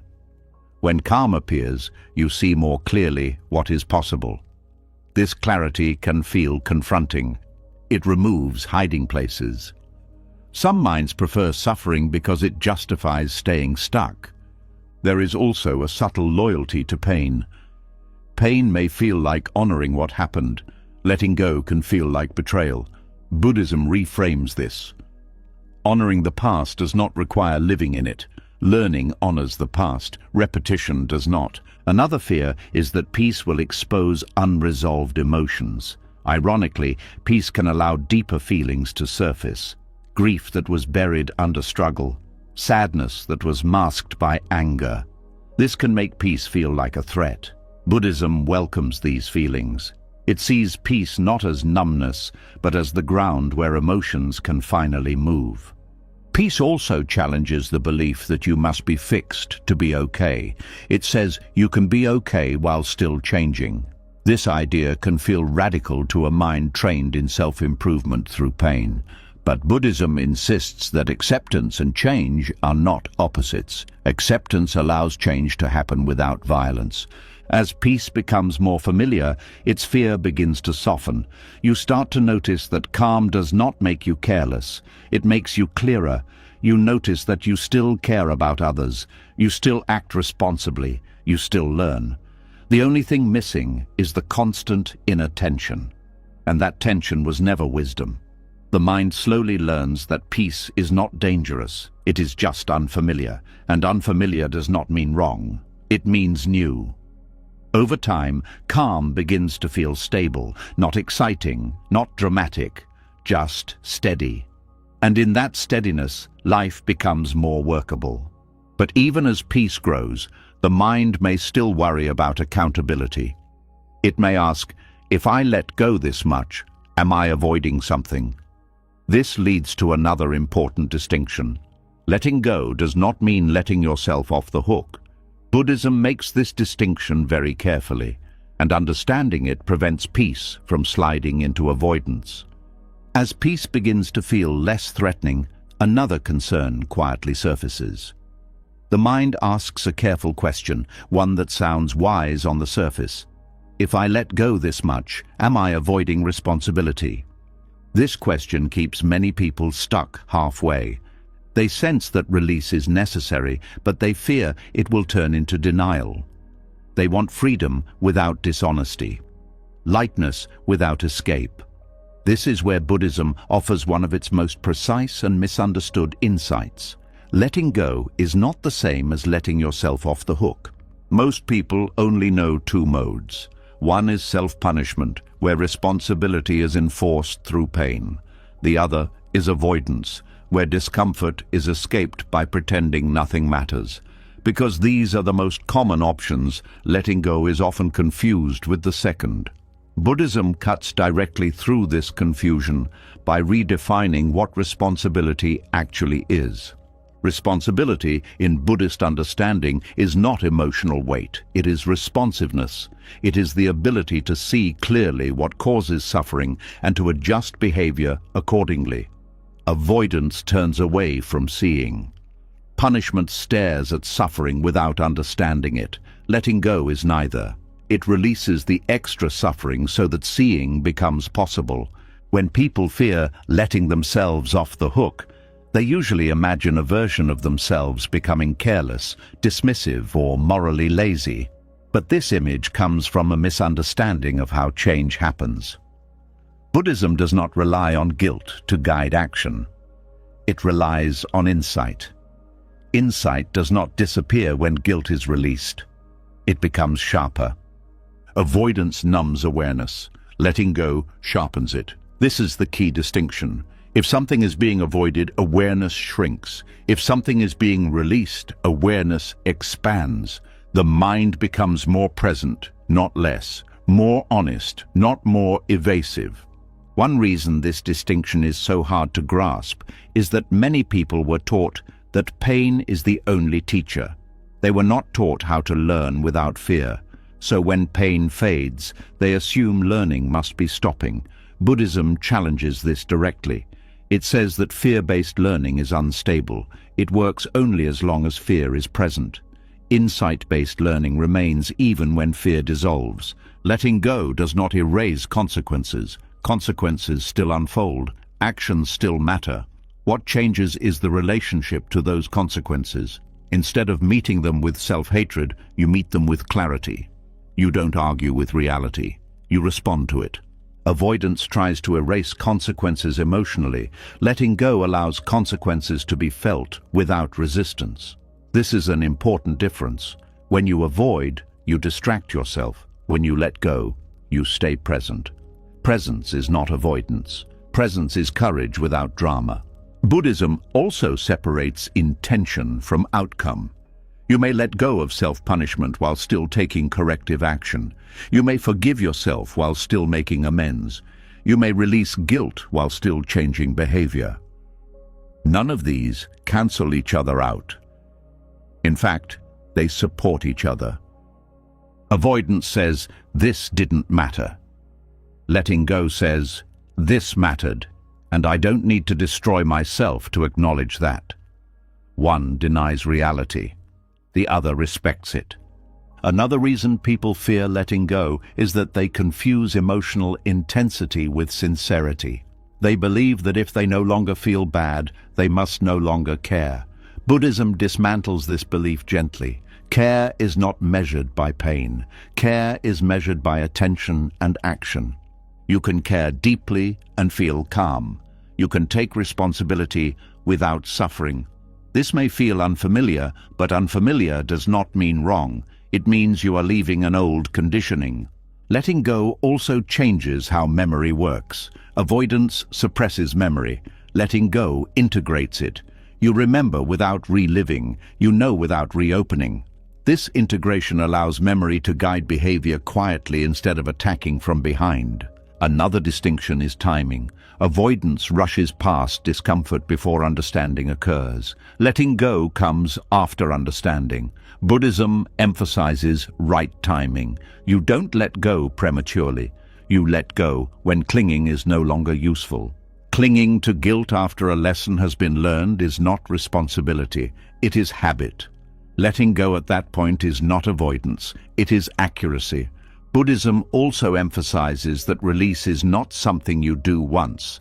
It is something you practice moment by moment. Each time the mind tightens, you notice. Each time it tries to punish, you pause.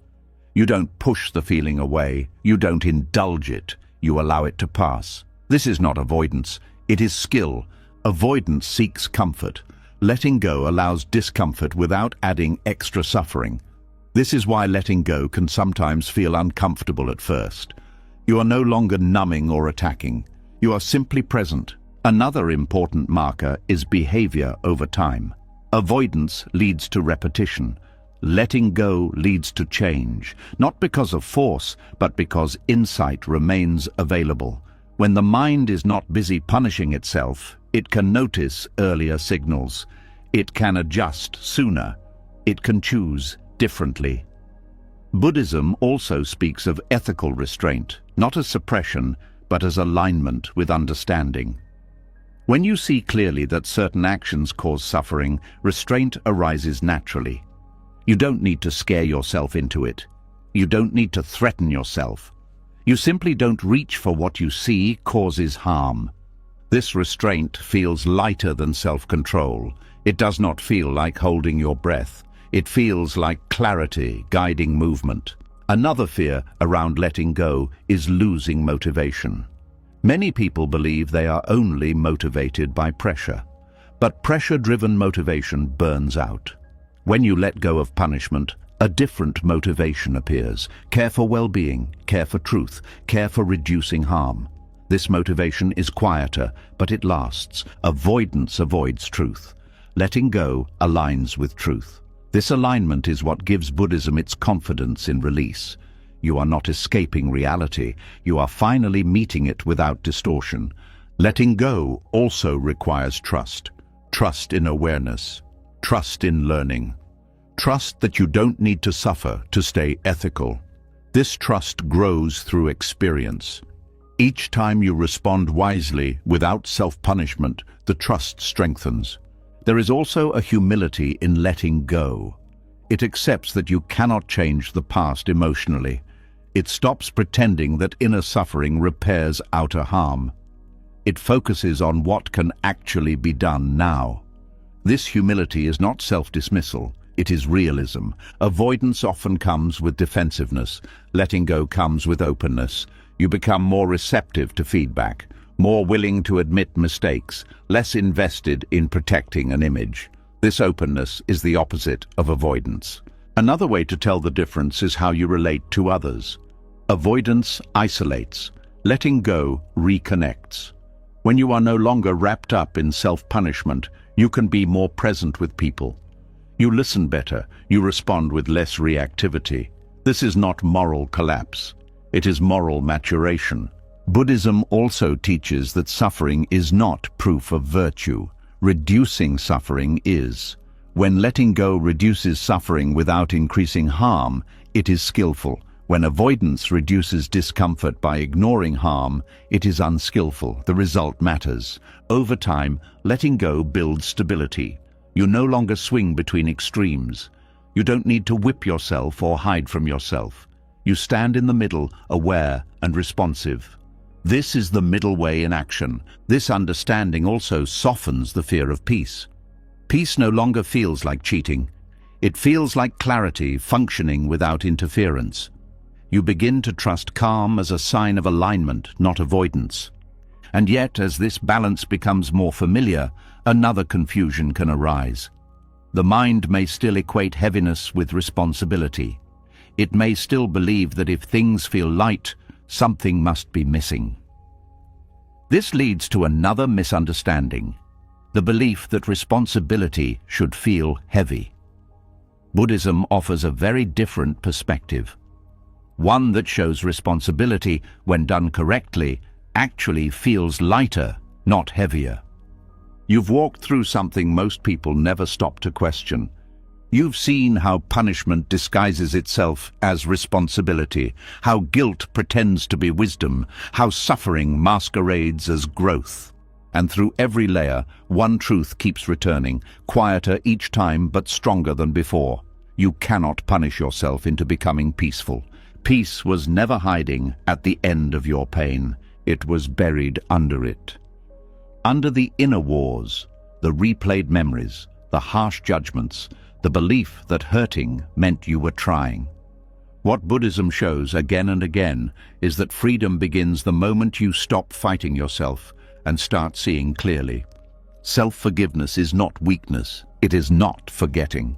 It is not letting yourself off the hook. It is the end of inner violence, and it is responsibility without cruelty. It is learning without reopening wounds. It is peace uncovered, not earned.